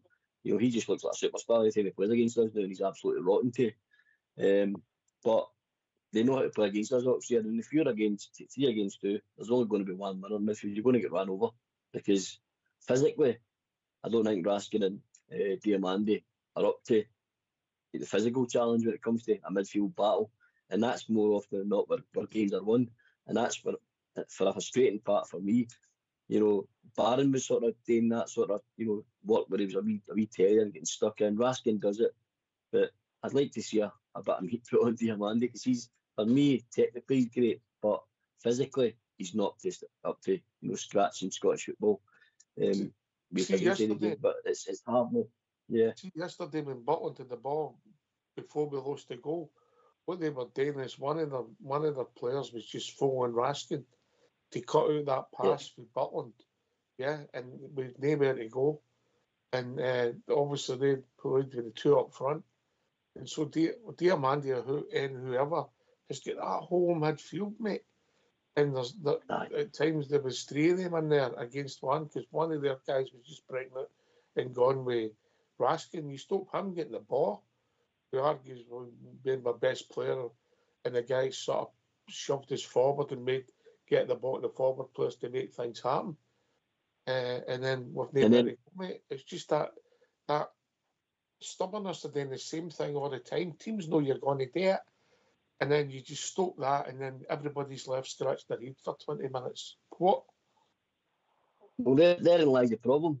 This is what inevitable why Phil's had the sack, because St Mirren manager's done his homework last year and said, right, how do we stop them playing? And immediately he stopped the ball getting asking because they always try and play a shot. Stop the ball getting to Diamandi if he drops in, or if they try and shit it out to the 2 centre-halves, he does the exact same thing. St Mirren had a game plan yesterday Oxford, and it worked 99.9% of his planning. And this is when your manager earns his crust, because he should be looking at him going, right, we need to change this. Even if it's training all week to try and get this system to work, but you have to react. Oxford, if you're all of a sudden getting ran over midfield, then somebody has to drop in, you have to make a change and go, like I said earlier on, Walter Smith is, you just flood the midfield and make us difficult to beat. Because right now, we're not at a level Oxford, but we're passing teams off of, football field. We're not scoring enough goals to beat teams and put teams away. So we have to have the same sort of siege mentality as these teams have. Just be hard to beat. Let's just set up a system where, we just sit in and you hit the counter attack Oxford. That's where I see your club at the moment. I just don't think we're good enough, mate, to even domestically. Right now, the way teams playing. We were scoring enough goals against Celtic, Hibs, Aberdeen, Dundee United. We scored 3 in every game, and then we took my centre forward out and started playing them in different positions. Ninka, help me out before I go to GB. Yeah, totally agree with that one, and that's I think where the fans' frustration came from as well, when we were playing the 2 up front as well, when it was working, and then he just goes back to his old ways when he's getting positive results, and we're scoring 3 and 4 goals at a time, and so I think that's where the fans' frustrations came from as well. So stubbornness, and I really enjoyed what Southside and Port had to say there, and GB. Really good stuff, listening to the others' outlook on it as well. And the problem is, now, even though football's changed, in my opinion, we're too unique a club, and I do believe we need our own sort of people. And about now this we're club. talking. People who understand what it's about, is that what you're saying? 1,000,000%, but I just believe we're too unique for even like, just for talking sake, a Mourinho, or even, I'm not saying Klopp wouldn't get success, but I believe that, and I know that was a tongue-in-cheek with Southside. So but, are you saying to me you'd rather have a boy from Brighton than a boy from Brighton? Come on, Ox. Is that what you're telling me? Come on. No. Is that Of the course point you're it making? is. Exactly. I get it. I don't disagree with you. GB. I know it would be brilliant just to bring in the born and bred Rangers manager who's got all the tactics and who knows how to find a player and coach them and all the rest of it. But listen, I'm available. there's not been it. I'm available, GB. Is it Southside full bibs and time? codes. Southside bibs and codes. But by the way, Ox, it might take something like that. I mean, we've talked about that. Sadly, like Jimmy Bell not being about any more and that, running about the club. We might just need to start getting some figures like that running about the first team again. Some people with a bit of character about them, and to help the team get adjusted to what they're up against each week in, week out. I think Clermont grasped it to a certain extent because he had like Alex Ray and that in there. And I've no doubt they would have been telling them about going up to Aberdeen and Dundee United and stuff like that. But I just think, I think you touched on it earlier, Ox, with the amount of different internationals there is on the park at times. We need a manager that can come in and find gritty British players that can work with our international brothers as well, that can build a nice solid team. I get where you're coming from, Duncan. I think people have to understand what you're up against and the battles and how some players don't perform for weeks, and then they're playing against us and they find an extra yard. I get it. It's no new. We'll have to deal with it forever, but I understand what you're saying. Southside. It's like the manager's got to come in and set out his style, and that'll be his philosophy. And a lot of managers don't change for it. Might tweak here or there, but on the whole, they'll stick to it. You look at him at Man United, he plays a 3-4-3 and he's sticking to it. And once he weeds all them out down there, he'll probably get it right. And we need to do the same. Whatever next manager comes in, it's no understanding the club. Everybody's dream boat is, I want this one and that one. Doesn't make you a good manager. No. A lot of people probably are about shouting about Derek McInnes. He's got the experience. He's Scottish. He knows the league. He's been at St Johnstone. He's been at Aberdeen, and he's at Kilmarnock. He's a blue nose, but is he good enough to succeed at Rangers? I don't know. I personally wouldn't want him, but just because of the style of football he plays, I don't want to be going to European games to sit and 10 behind the ball and all that, because that's what he'll do. He'll watch these Kilmarnock teams and he sits in and all that, and he work half set pieces, long throw-ins and all that. Maybe it might bring you success. Stevie Clark managed to do it with Scotland, be sitting in hard to beat. But I want my team to go out and attack and play football and be trying to be entertained. But at the end of the day, we need to get back to winning. And if he might be the right guy, if people think he is and the club give him a job, then fine. But there'll be a lot of shouts for a lot of other managers and all. We just need a manager that can come in. You still have to build a team here. This team still needs rebuilt. Clermont only started to do it, but we need to rebuild it. A new manager might come in and we'll even want 3 or 4 of your players that we've got now and say, I can't work with them, they need to go. I'm bringing in this type of player.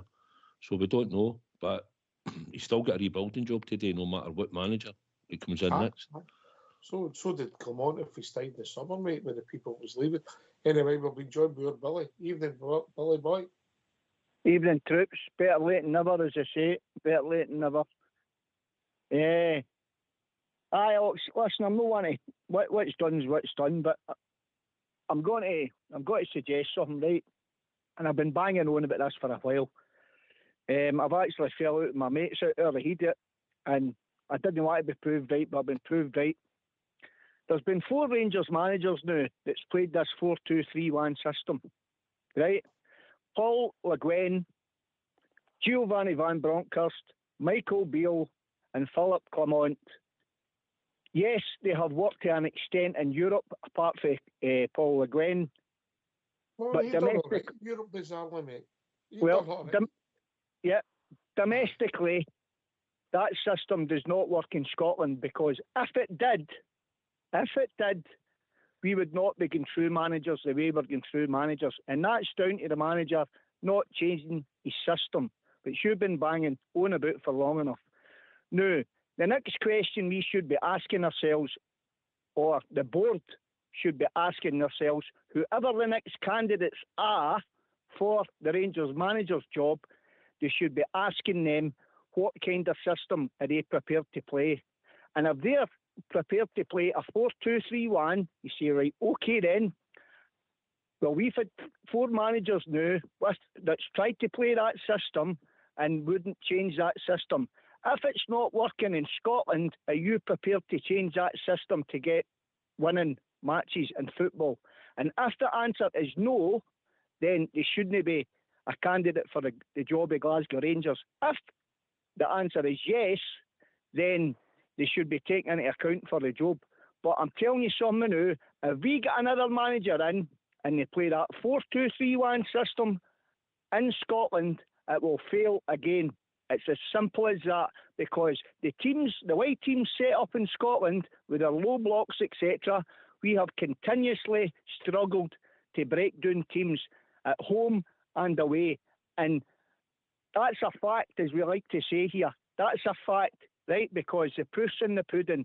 We're not getting results, and we're not winning football matches with that system. It's as simple as that. See your question, Billy. Can I tweak it slightly? Of course you can. Right, see the 4-2-3-1.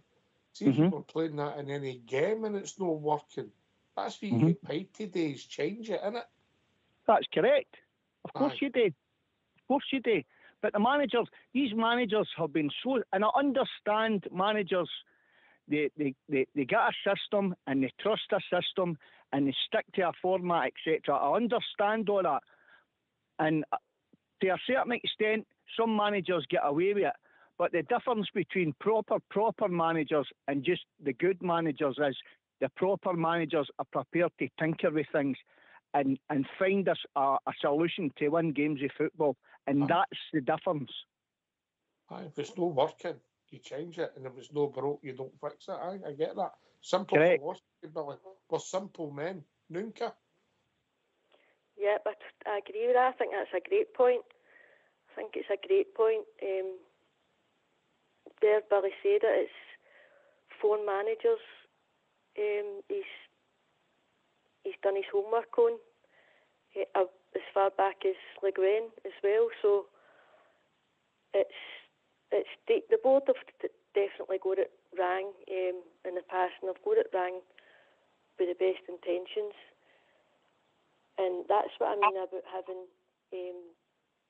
having marine sort of people. They're Rangers fans, I know, but football people, a football person would ask that sort of a question, perhaps. And I think it'd be great to have Graham Souness back involved. I wonder if Souness will be making it all. Huh? Southside. Aye, Graham's health and all that. What I mean is he was involved in the interview for. We come on and he didn't really come out with a strong endorsement of him, did he? No, no. It's where we are. Listen, there's not many managers go out there and can build a team, and if they do, it takes a good number of seasons to get your team right. I mean, AK talked about it the other night when he talked about Man City and how long it took them to build their team and all that and get things right up to when Pep comes along and brings all the success, and they get and it's building teams, it's getting it together. Very rarely you'll build a team at the start of a season and it'll go out and win you a league title. There's no many who'll do that from scratch, and we've had to do it from scratch with boys that are all inexperienced, like Yefty, like Connor Barron, like Diamondi was. Dessers hadn't really played at any big high level, but he was their only fit striker at the start of the season. They had to play, and that was the style he was going to play, the 4-2-3-1 to a point. Tierney didn't get really going until later on in the season. Bajrami came in and fits and starts, been all right in Europe, played. Still think he's been better out wide left than he has been the number 10. But then Raskin comes back for fitness and comes in and makes a difference to the midfield that put Connor Barron straight out. We're still building a team. So whatever manager comes in, he'll need to be backed and need to make sure that whatever style he picks. Billy, we could date it now as a club, like you're saying about styles. I mean, we've got Cobden in there who's meant to be getting players in a certain style through stats and whatever it is. So when this manager comes in, it's just he'll be getting the players for the coach, the manager, whatever it is what's happening probably with his maybe final say so here or there, or it'll be here, he's in, that's your profile, get him to work. We could set out a style of play as a club and we say this is your style of play, this is how we play, and we fit the manager. We go for a manager that fits that style. So they don't change a style. We have a style, and that's it. And we brand that style. And then when that manager leaves, then we bring a manager in. He comes in to fit the style. Swansea did it a way back when they were doing the Champions. Yep. They were in that league, and they done it right through all the leagues. And they had Martinez in there, they had Rodgers in there, they had Sosa in there, they had I think one of the former players went. Eventually they ripped it up. But for 4 seasons, they worked on a style of football, and that was the style they played, and they brought a manager in to reflect that. He had to play that style, or they weren't going to hire him. But listen, at the end of the day, it's about results.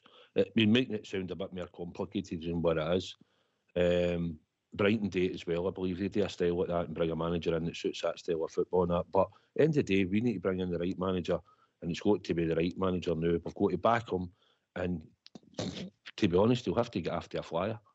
Because I don't want to be talking about this 18 months down the line when that's what might happen. But hopefully whoever comes in gets a chance to go in and get this core squad up to in the team and then add to it. And then we can change it as we go along. But he has to get winning straight away. We need to qualify for Europe. and we need to make sure that when we play them in the first game next season, we're winning that. Because otherwise, everybody will be up in arms and it'll be, oh, he can't beat Celtic, he can't do this. So this is where the mentality comes to, do you know what I mean? GB. Again, I said it earlier, we need to spend the money this time on a proper manager.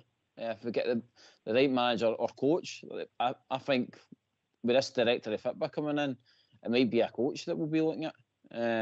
This might be a new thing that we will be seeing that will not be really like what we wanted in the past with like a Kenny Walter Smith guy. I think it's got to be a boy that's a coach that knows tactics and plays a style of football. But I just hope they get it right. Like Southside, it's a big call, this one, and like I say, new owners maybe. Whatever happens, as Billy says, they're going to have to understand the Scottish League, because if they don't, then the Southside stays. We might be talking about another manager 18 months down the line again. Aye. Sorry, when you go, mate. Sorry, mate. Sorry. When you go. So,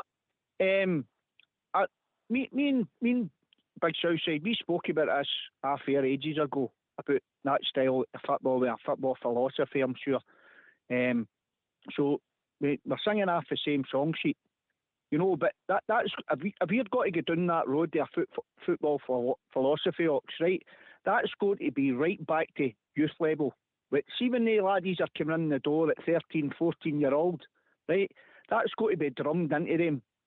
So when they move up the grades up to under 16, under 18, under 21, then they're into B teams or whatever situation it is, the laddies are all well schooled and well drilled in that position and in that format of playing football.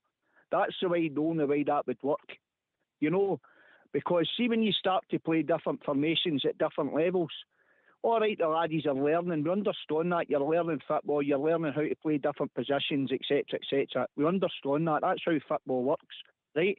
But if you're going to have football philosophy for talks like that Southside and that was talking about there, right, that's the way it's going to work. It's going to be drummed into the laddies coming right through. So when they get to the first team, they're bang on the money and they're ready to go. And it doesn't matter if they're 16-year-old, 18-year-old or 22-year-old late developers. They're ready and they know the system that they have to play. And when they come in, they hit the ground running. That's the only way that'll work, as far as I'm concerned. But it's a good shout with Southside and all, because me and the big man spoke about that, Ox.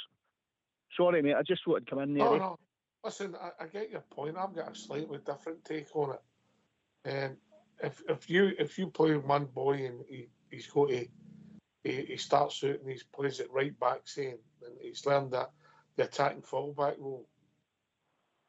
When he's 17, 18, 19, whatever he's trying to get into the team, mate, he'll be going in goal just to go on that pitch, and he'll go wherever he's told, and you don't know where you're going to end up with it. If you look back through your Rangers history, Sandy Jardine, centre forward, ended up right back. Other players have had to move positions. Alan Hutton, as a boy, was a centre forward as well.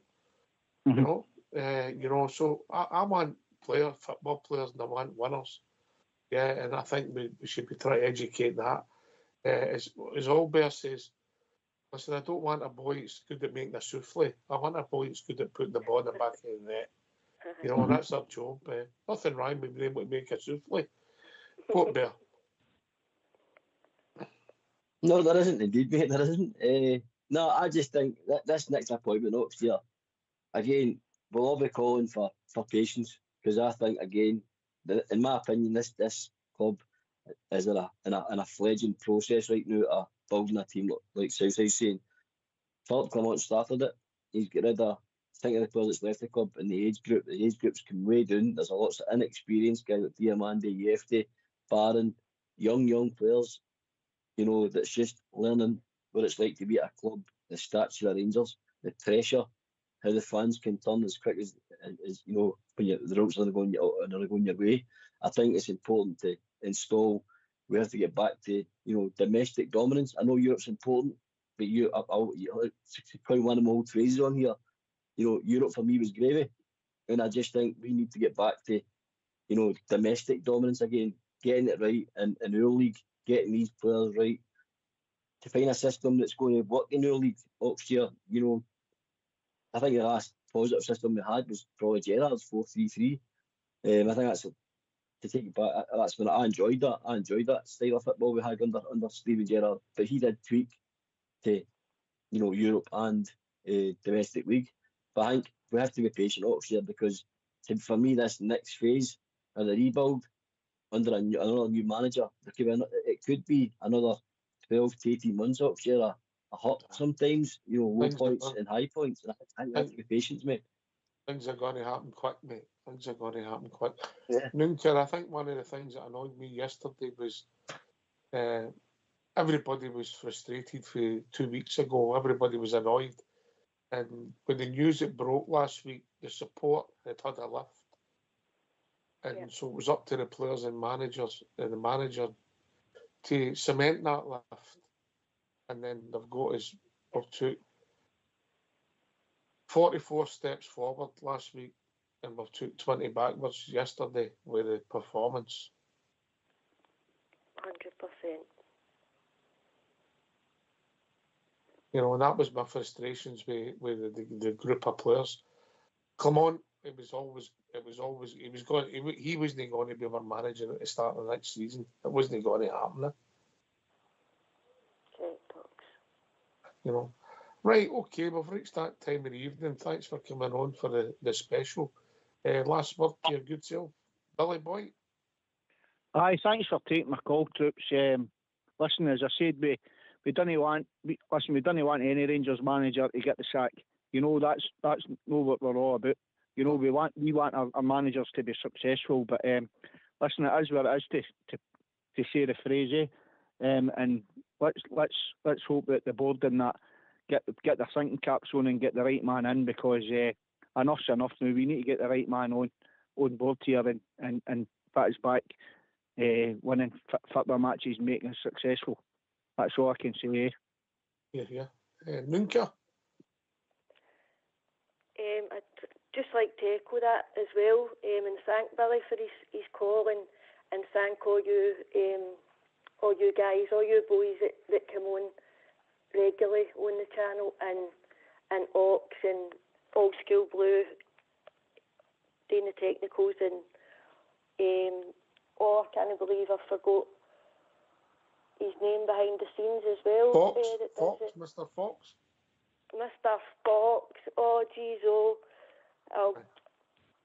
thank you so much, guys, for brilliant job you do, and come on the Rangers. Yeah. Thanks for your call. Speak to you soon, Moonker, yeah? Will do. Cheers. Southside. Aye, I enjoyed the discussion tonight. I'd just like to thank Clement for his time at Rangers. At the end of the day, he came in, it was a hard job today at the start of the season, with everything that went before him. He's got us a cup, and he's still kept us in Europe up to now. But it's not been good enough domestically, and that's why he's had to go. So wish him all the best, mate, and we'll see what happens with him in the future. But it's on to the next exam for the boards to get together and get the right manager in. So hopefully it'll unite the support a lot more as well, because we've got to stay united on this. We'll see boardroom change in the new regime in time. So hopefully the fans will stay united, and we'll move on and look forward to the game on Wednesday night at Kilmarnock. Yeah. Port Bear. Aye, mate, cheers for having us on. Phase 2, mate. New manager, new regime. The build continues. No, it won't necessarily be in that order, mate. It might be the other way about. Aye, it might be, mate. But like I say, we have to be patient as a support. I know there's been a lot of turmoil in the stands lately, but we have to stick together as a support. Back this team, back this new regime, and onwards and upwards, mate. Cheers for having us on. Yep. Last word of the night, GB. Aye, thanks for having us on, Ox, and like I say, well done to everybody contributing tonight and building the show on an important night. Like I say, sadly it's another Rangers manager sacked, but hopefully the future's bright for us and we'll find a manager that can bring us silverware again. Yeah. Firstly, thanks to your good self, GB and Bridgeman, for doing the show, supported by Southside. Thanks to Nunca, Billy, and of course the one and only Port Bear for joining us. Thanks to Old School Blue, supported by Fox, doing the technicals in the background. This has been Rangers Radio. We'll be back tomorrow night between 8 and 10, talking about all things Rangers. Never short of conversations at the moment. Take it away, Old School Blue.